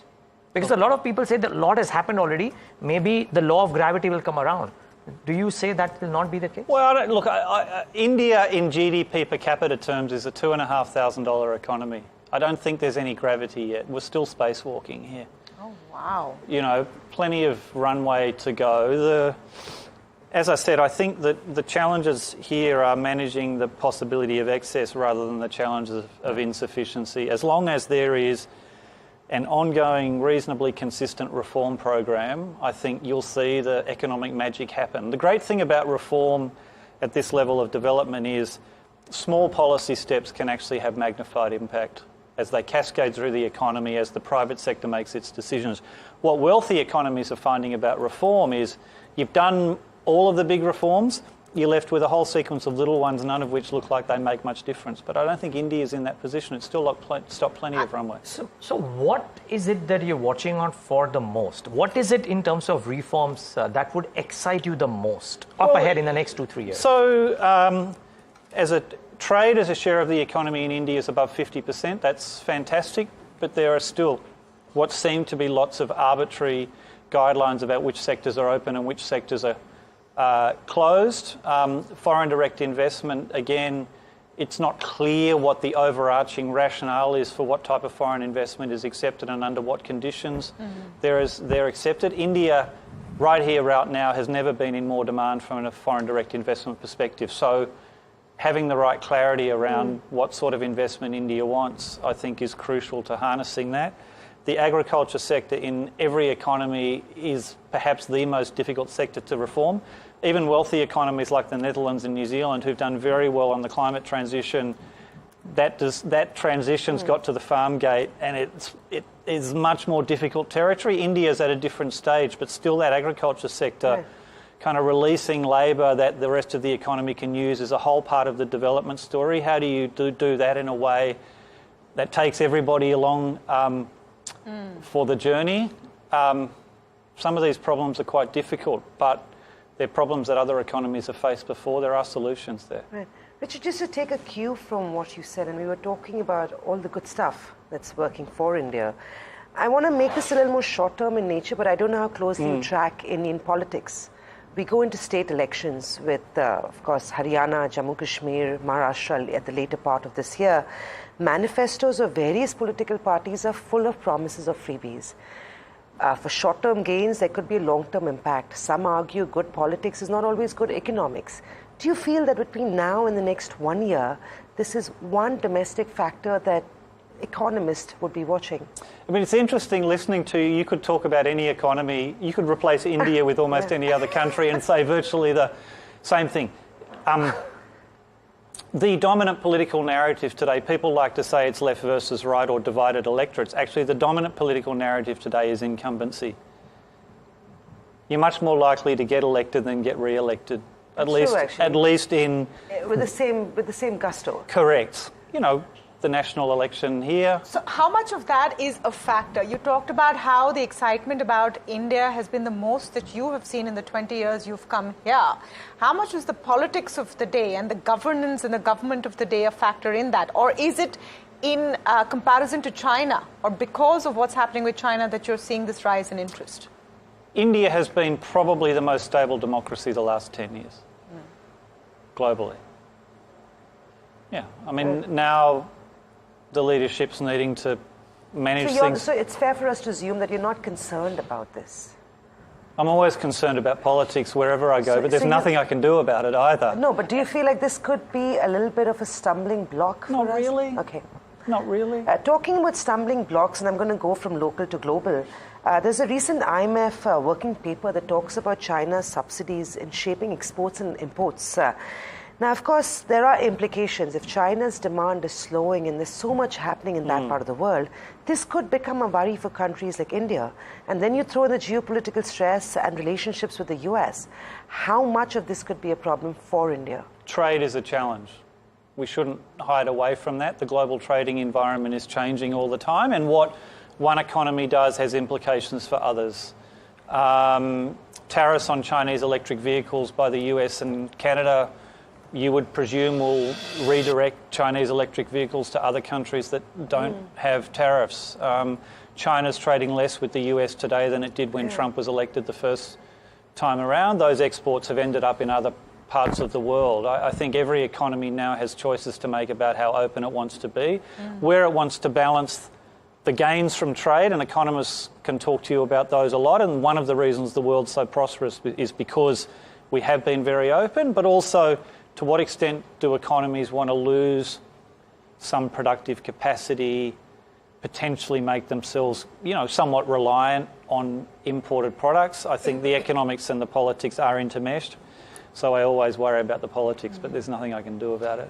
So just let's talk about China a bit and what China has done in the last couple of days. Some moves on interest rates and some very strong statements, stronger than the moves, some would argue. But, talking about how they will aggressively handle rates, the housing market. Does it give you, as someone who watches these spaces very closely, any sense of comfort that the powers that be in China can really do something solid to turn around the issues they're facing? It does give me some comfort. Maybe it depends what you mean by something solid. Can China stabilise the economy at growth of 4-point-something or something close to 5? I think they probably can. Can China turn around this structural slowdown that began well before the pandemic and has continued after the pandemic? I don't think so. I just think the constraints on the way the economy operates are too large. The population is shrinking. Debt is very high, and high debt doesn't mean you stop growing, but does make it more difficult to grow quickly. And China, of course, is the world's largest trading nation. It runs really kind of an invest-to-export style model in a world which is becoming more sceptical of, rightly or wrongly, becoming more sceptical of that model. I don't see a policy package which fundamentally changes those headwinds. You know, Richard... I have a follow-up on the China piece. And one fear, and I think Samina, just we kind of asked that, Tamanna alluded to that. Do you reckon countries like India, so let's assume the hypothesis is that if Donald Trump were to come back, there are excess tariffs, etc. Europe is anyways battling that as well. China exports, which are right now going to those two trading blocks, even more get curtailed and therefore go to the other neighboring economies. Can countries, in an idiosyncratic fashion, raise tariffs to combat that kind of dumping pressure from China, which is struggling with overcapacity and will produce more and will export more, at least in the near term? I'm not talking about 5 years out. I'm talking about the next 12 months. And also, just to add to Niraj's point, I think the matter is a lot more complicated by geopolitics, right? With the US and its proxies now viewing China as a threat in that sense to the leadership of the US, all of this becomes even more significant today, given what China has been doing. I did say before that geopolitics is making economists look optimistic, and this is exactly that. It's difficult territory, there's no doubt about that. I do think countries are in a position where tariff policy or trade policy is a more active arm of kind of your decision-making set, and you are thinking about to what extent do I want to trade off lower prices for consumers for domestic resilience in certain industries, for domestic self-sufficiency, and not even self-sufficiency, but having the ability to produce certain products on your own. I think those trade-offs are now occurring all the time. Richard, we've sort of gotten immune in a bad way, right? With so much happening on the geopolitical side. We went through the Russia-Ukraine war when we thought war was going to happen. There was a little bit of nervousness. And we seem to be getting used to this now. You have war between, of course, Israel and Lebanon. Unfortunately, there's talk about Iran. The only impact or the only reason we even refer to it is when we see crude prices move. But my very simple question here is, do you feel like there is a fear that while we're ignoring this today, this could actually blow out and catch up with the world economics? I hope we never ignore war and conflict. I mean, what's going on in Europe and the Middle East, of course, is horrific on so many levels. I don't think people have ignored these things. I think we have got a little bit used to them as part of the news flow, but some of these events and our resilience, the financial and economic resilience to them, I think go to the strength of the global system at the moment. We've got active military conflicts. We had a kind of a minor major US bank evaporate almost before most people knew it existed. We had a mini crisis in the UK about 24 months ago. We had the meltdown of the yen carry trade, which Monday, a couple of months ago, the price action in markets, apart from the day Lehman's went bust, 15 years ago, it was kind of cataclysmic. Yeah. And none of those have had any significant global economic implications. You can have financial brush fires, but when there's no financial tinder lying around, they stay very isolated. And this system keeps getting tested, and I think it's in really, really good shape. And what it goes back to is, after the global financial crisis, governments and financial regulators said, whatever mistake we make, we don't want to do that again. So there's a quick enough reaction. The regulation is ongoing. It's 15 years deep now. Banks are much more resilient, less financial froth.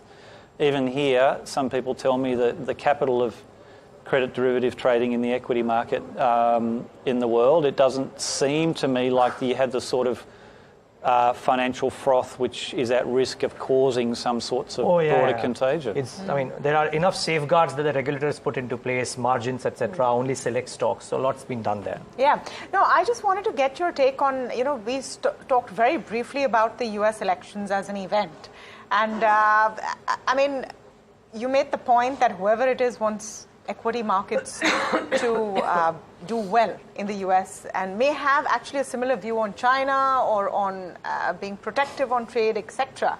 Having said that, there will be a difference if it's a Trump administration or a Harris administration. What are those two scenarios looking like for you, and which one do you think works better from a global economy view?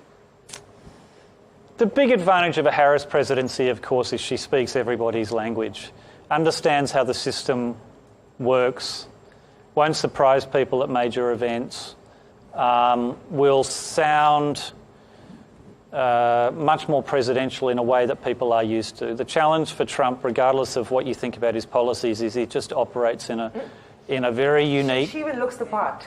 She looks very presidential. I'm not saying he doesn't, but sometimes he wears orange ties even.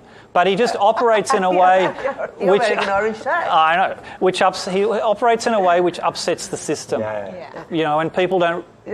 He puts out a tweet. Is that policy or is it not policy? I'm not quite sure. The latest news on him is going into Bitcoin. I think he's launched his own Bitcoin, if I'm not wrong. So yeah, he's a businessman first. So the anything goes bit is, you're saying, worrying. Well, of course it makes us nervous because we think he forgets he's trying to be leader of a country, not leader of a private business, and the way you operate should be a little bit different. But I think we learned to move beyond that in Trump 1.0, and if there's Trump 2.0, you know, it will be the last one. Right.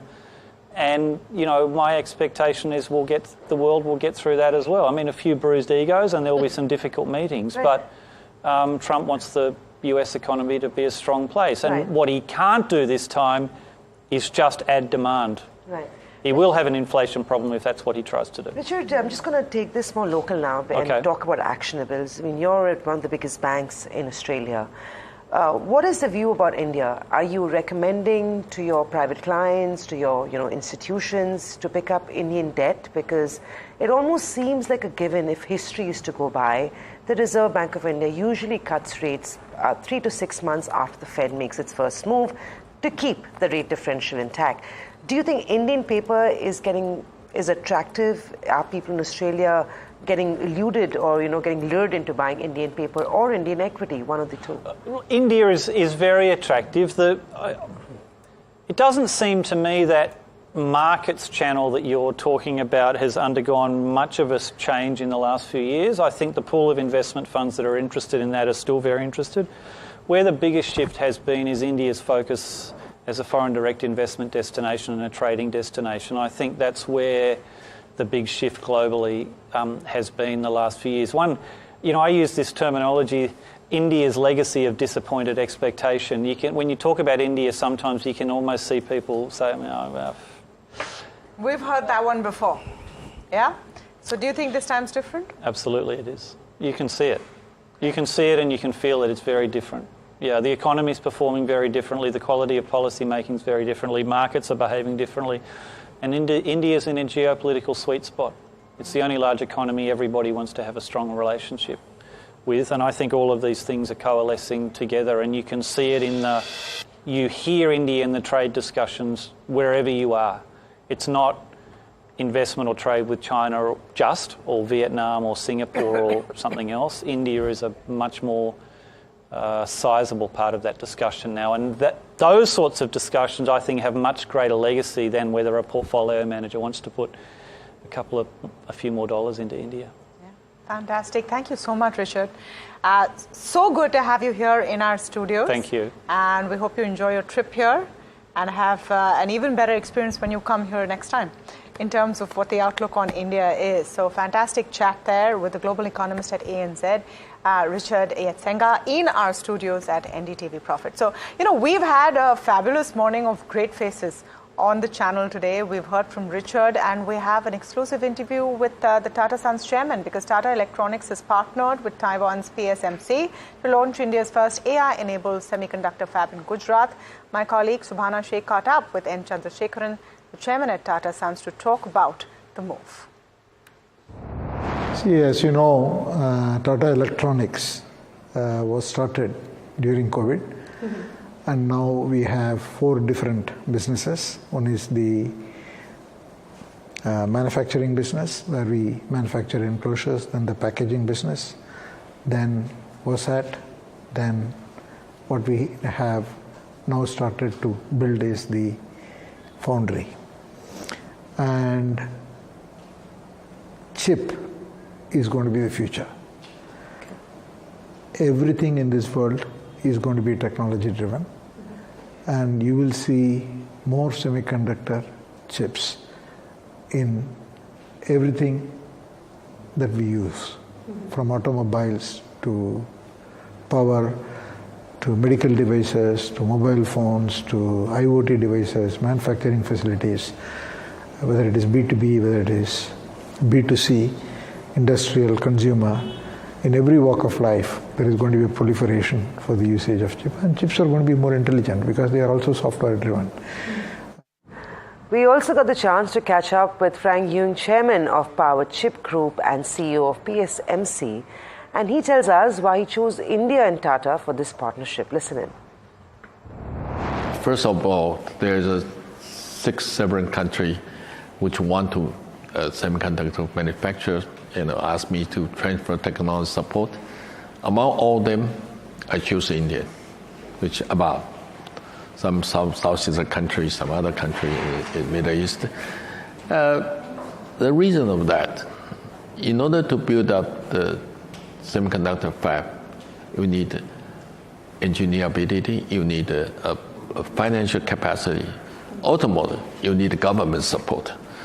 With a company like Tata, such a huge company, a very financial powerful, plus Indian government, especially I admire the Prime Minister Modi, his intention. I'm most impressed by he understands what has to be done in order to bring into India the modern high-tech society, and he was really the only, among all the leaders I met, he is the one who really understands required to do semiconductor, which I was very impressed, and he decided to do that.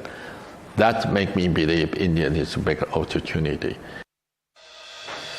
Well, you're listening to a lot of India optimism this week on NDTV Profit, but with that, it's a wrap on this leg of India market open. On the note that Nifty IT is off from the highs of the day, by the way, viewers.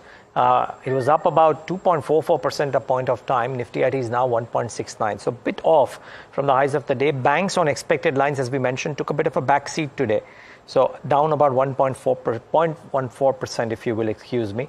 Flatlining for the Nifty 100, the Nifty 250, small cap 250, etc. So it's flatlining per se, except for Nifty IT, there isn't too much in terms of games in town. Even metals have cooled off completely in the session today. It's a wrap on this leg of India Market Open. Thanks so much for tuning in.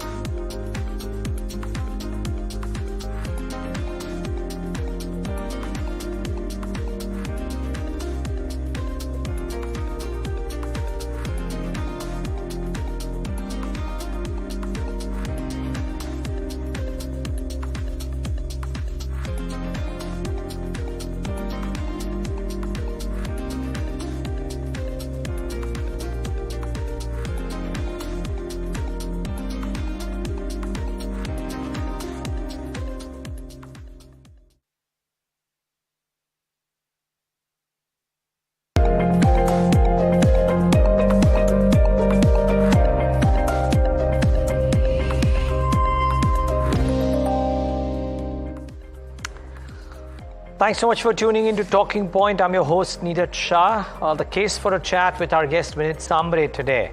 Is promoter selling a cause for caution or not really? I think it's one of the key questions that has been weighing on the minds of the markets in the last few quarters. Is quality making a comeback? Remember, everything from an HDFC Bank to a Page Industries has rallied between 15 to 20% in the last 2 months. And is the BFSI, with the BFSI valuation discount at a record high, does BFSI become a pocket that you might want to focus on for incremental investing? Vinit Sambre, Head of Equities at DSP Investment Managers, joins us right now on the show. Vinit, thanks so much for joining in. Really appreciate your time. How are you approaching markets currently, Vinit? As of end of August, you and your brethren together hold about 1.48 lakh crores in cash and cash equivalents. Have you been on the higher side? Have you been cautious? Or have you been fully invested and are you enjoying the ride? So thank you, Niraj, and good morning. I think we have been almost fully invested. We haven't sort of changed course in terms of taking a call on the cash. Because I think broadly the assumption with which we work is investors at their end need to sort of take the cash call, and when they are allocating capital to the funds, I think it is our responsibility to sort of remain invested at all points in time. Cash at sometimes maybe more strategic in nature to have some ammunition ready to at opportunity level to buy, but broadly, we don't take large cash calls as such. And the other than that, I would say that this huge amount of cash which is there in the system at the fund level, at the retail level, there is a lot of optimism. Foreign investors, they want to be part of the India growth story. Maybe they are also waiting for decent valuations. That makes us feel that the market itself should not see deep cuts unless there are some events which leads to that. But other than that, that being the case, this kind of high valuation is something which we'll have to live with at this point in time. Just that in terms of our strategies, we just try to look at the relative valuation across different segments. Cycles of the business where we see, let's say, some improvement in the cycle taking place and valuations being reasonable. I think it is more an allocation to those categories. So I think that's how we are sort of trying to navigate the current situation. Noted. Vinit, what's your view on this very popular way in which people look at the recent developments, which is if promoter is selling or if a PE investor is selling, that's a word for caution because the promoter knows the business best more than anything else. I mean, this has now continued for 12 months. If it turned, I mean, you could argue that this is an anomaly if it lasts for 1 or 2 or 3 months. But over 12 to 18 months, we've seen promoter selling coming in a big way. And the markets are certainly higher and those individual pockets are way higher than what they were when the sales happened.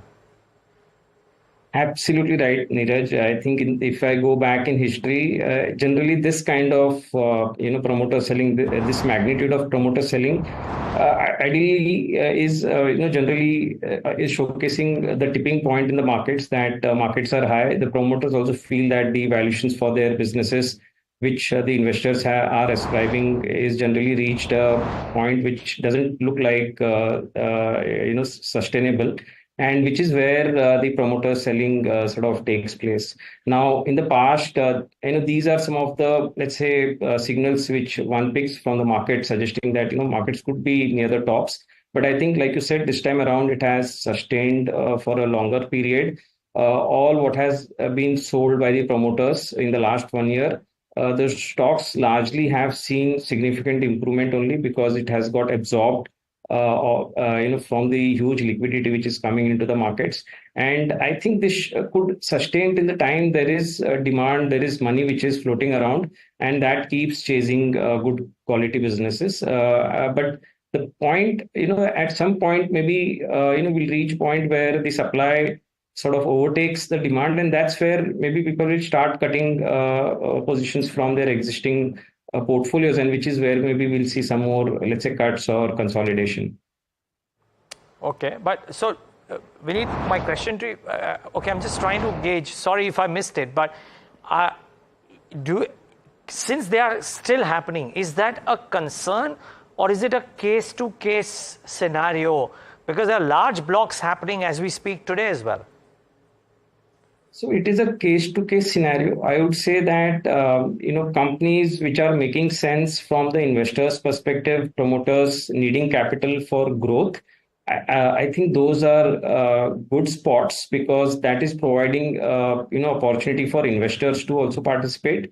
It is increasing the free float and thereby maybe giving slightly more brownie points when it comes to valuations. And if the promoters are putting that capital to work and are ready to sort of earn reasonable ROCs from those, I think those are good spots. But where we have seen that there's a lot of narratives which have been built around businesses have reached 40 levels of valuations. There is a lot of exuberance.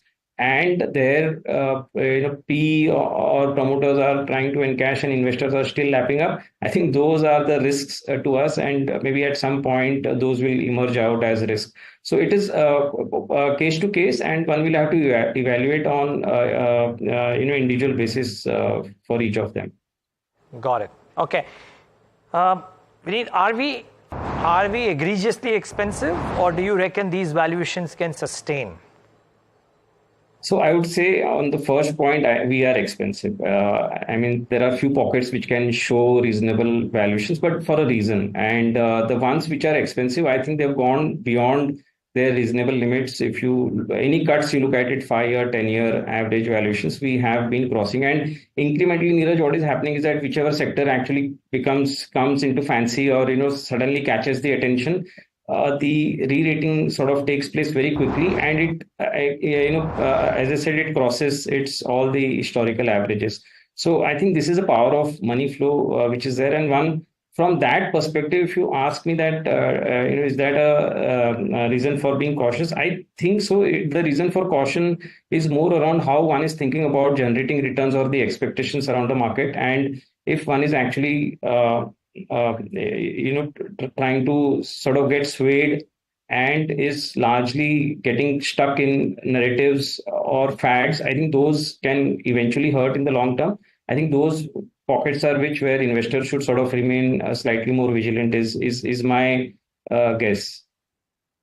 Okay. Vineet, so the most common saying or mention these days is about how large caps are still maybe okay in terms of valuation, but there is froth in mid caps and small caps. Now we know that it can't be uniform because it's a very wide bucket. Two questions. One is a tactical question, one is a bottom-up question. That which are those pockets out there at the broader end of the spectrum where you believe that valuations relative to growth that they present are still attractive? Part two of my question is this, that if indeed we know that when the mid caps and the small cap as a pocket correct, even the good ones are taken down with the receding of the tide. So do you foresee that to happen, or do you believe some of the strong promising stories may withstand the pressure? So Niraj, I think this time around it has been slightly very different, I can say. The businesses which we consider defensive, we are seeing that in drawdowns they may be sort of taking a higher hit as well, and this is to do with the that flow of capital which is chasing the momentum at that point in time. And we have seen progressively the sectors have been rotating, and the money is chasing those and just maybe taking money out from the other sector. So there is no fundamental pattern or fundamental connect to what is happening today. But broadly, if you ask me where are the pockets of opportunities, I would say that maybe excluding banks today or insurance, maybe to some extent, the valuation ranges have gone up. Now, let me sort of try to sort it as per the degree of valuation. So in terms of where we have the highest comfort, given the growth matrix, I think healthcare is where while the valuations have moved up, but it seems that the growth is intact. More is sort of coming to the segment. The US market is improving. The Biosecure Act is providing more opportunities for some players. So I think that is where I would say that while valuations have gone up, it is not exaggerated, is what I would say.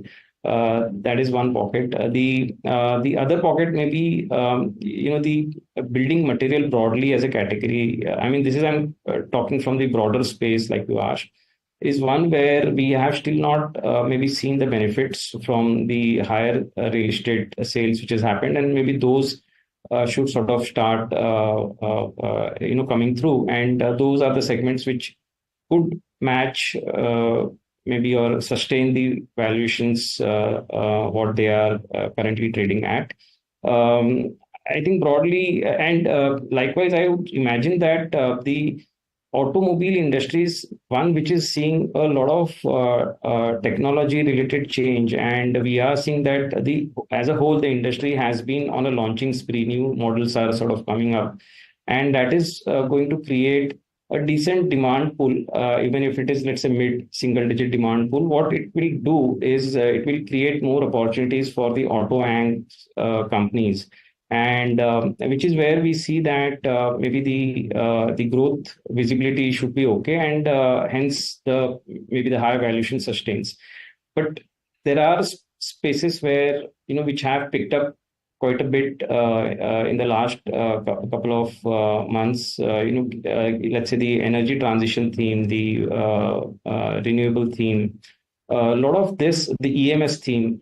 It has caught fancy on the hopes of very high growth. Maybe it does see high growth, but the kind of valuation stretch we are seeing seems slightly, unreasonable to us.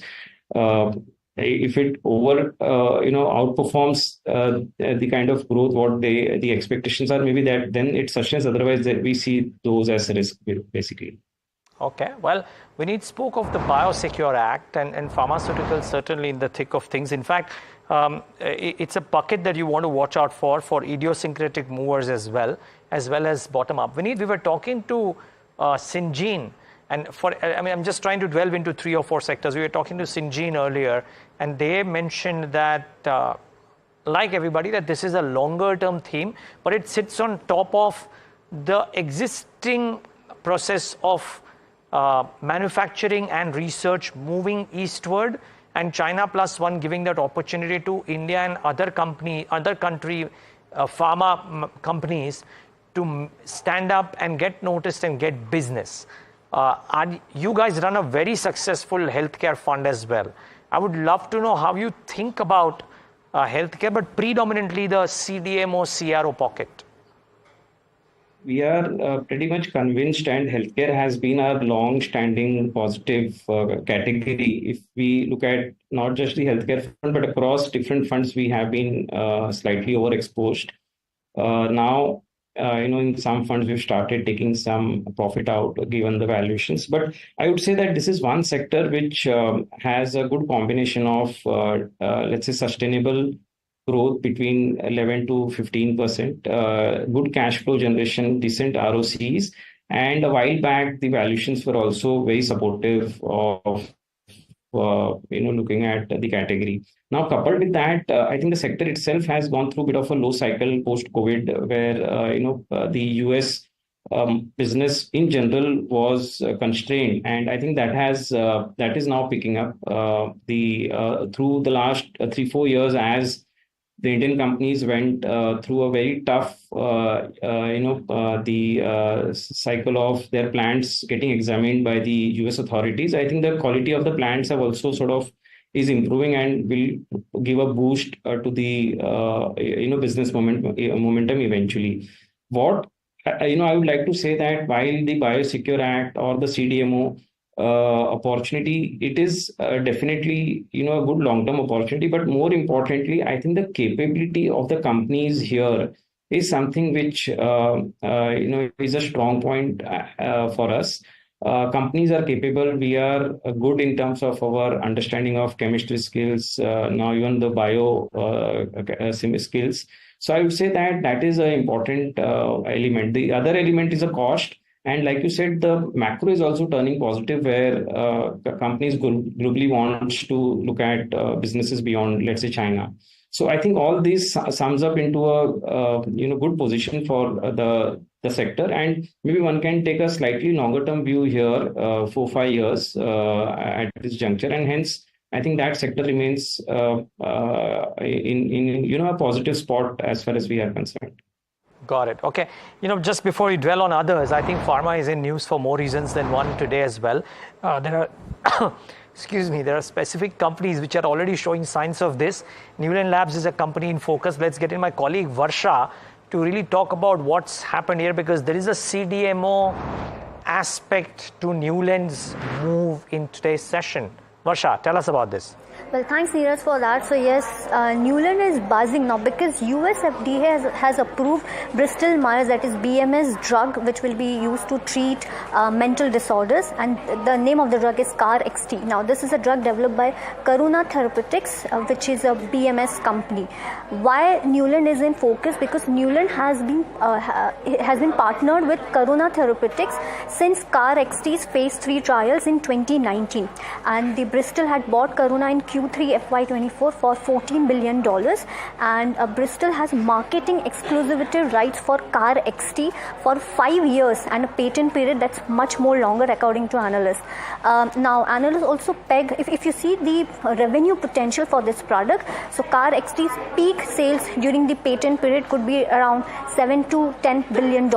Now also this FDA's approval was based on data from 2 studies in which patients on the drug experienced a meaningful reduction in symptoms. Now Q3 FY25 onwards could see a huge ramped up for Neuland CDMO's revenue for CAR-XT as Bristol starts launching the product. Let's see what Goldman Sachs has to say about this. So they've raised the target price. The target price has been set to 9,100 with 47% upside potential, and they expect Neuland's revenue to grow at 13% CAGR for the next 5 years, mainly driven by increase in outsourcing penetration and market share. And they expect Neuland top line growth of around 24% in FY26. Now this on the back of expansion of the Unit 3 and also commercialization of CAR-XT, which we were speaking about, and also because of launch and approvals of the newer niche molecules in specialty API segment as well. Okay. Thanks a lot for that. So that's as far as Neuland specifically goes, but just interesting to see that some of these things are happening. Varsha, thanks for bringing that to us. The other aspect, Vineet, is how does somebody who manages such large pools of money think about such a heavyweight sector, which is IT? It's blowing hot, blowing cold. Accenture's supposed commentary led to the stocks coming off their peak in the last 3 weeks. Suddenly, Accenture's performance and guidance is leading to some bit of green shoots here. How do you think about all the volatility, one, in IT, and how do you think about the slightly medium-term picture? Is it a sector that is providing an investable opportunity? So I think first of all, as compared to all the sectors, maybe the kind of information which gets available to the analyst community in the IT sector is the highest. I mean, to the accuracy of maybe 2 decimals is what people are sort of feeded with the information, and hence the volatility around the quarterly numbers, the misses and maybe outperformance actually leads to a lot of volatility. But like you said, I think slightly stretching beyond these quarterly noises, if one is thinking about the long-term opportunity, I think we are at a juncture where maybe we were 5 years back when, from pure coding and the other stuff, we were sort of moving to digital and the cloud-based opportunity. And it was sort of felt that whether Indian companies will be able to make up into the new segment as such. I think today also we are at that same interesting point where the AI piece is something which is again sort of being has come up, and the question mark here is whether Indian companies will see benefiting, or where a lot of these efficiency gains would mean that there will be attrition and less people requirement, and the business will come down. So I think this is call to be made, and I think it's very difficult to predict. But the way I think is that Indian companies they have, again, it's about the skill set. The Indian companies does have the skill set. We are low cost, source for the global players. And I would say that even in case of AI, while the lot of efficiencies will be there, but the quantum of work is also going to expand significantly, and which is where we believe that this is also going to eventually lead to decent growth for the IT sector. Time and again, I think the sector has proven their skill set in the newer technology, and they have taken up that as a challenge and grown. So we would like to go by the historical trends and say that this is going to be the new avenue for growth for the sector. The sector has all good metrics when it comes to ROCs, cash flows, dividend payout, governance, and hence the quarterly noise could become also could be also taken as an opportunity to sort of maybe look at sizing your bets at that point in time to maybe benefit from the long-term growth opportunity which we see coming to the sector. Okay.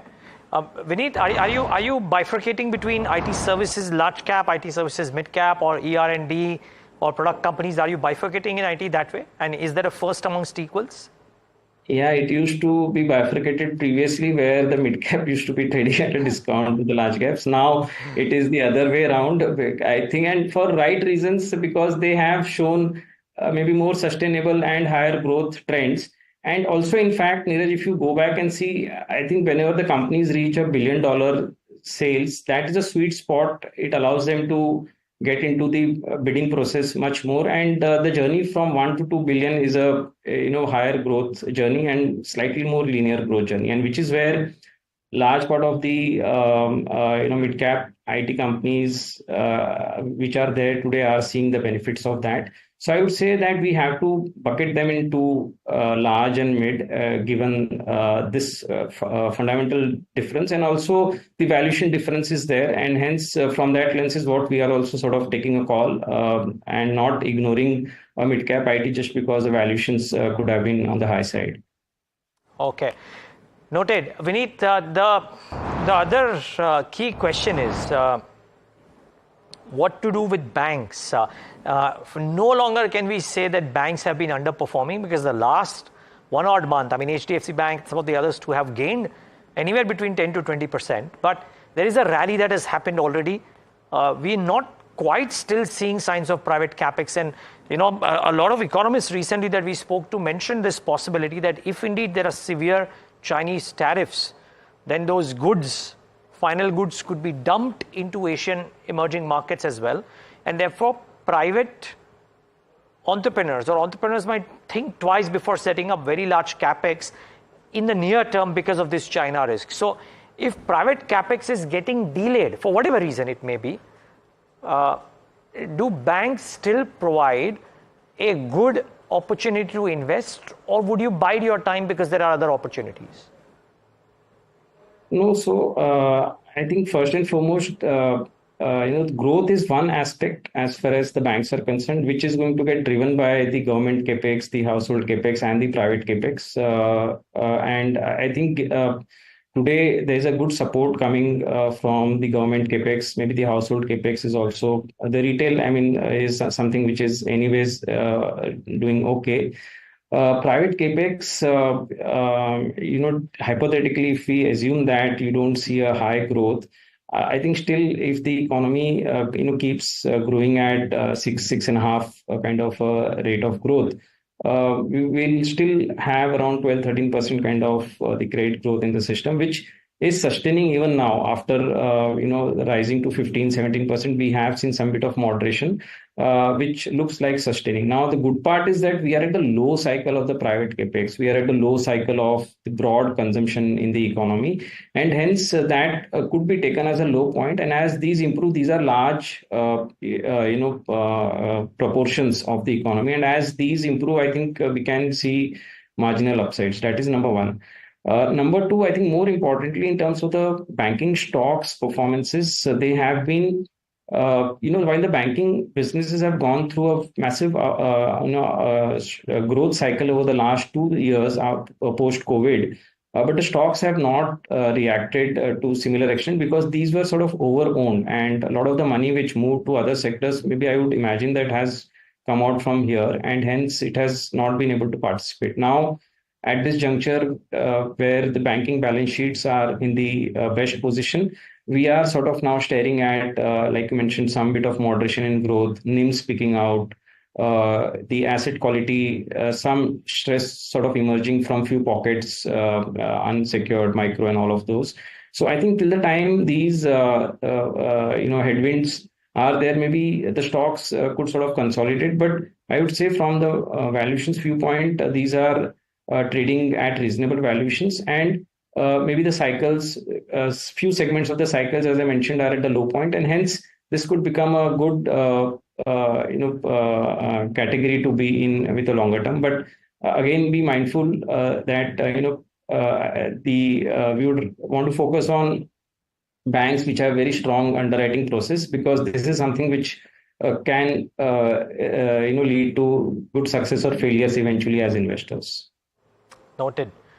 Okay, Vineet, great talking to you as always. Thanks for taking the time out and being with us. Really appreciate your time. Thank you so much. That's all time that we have on this edition of Talking Point. Viewers, thanks so much for tuning in.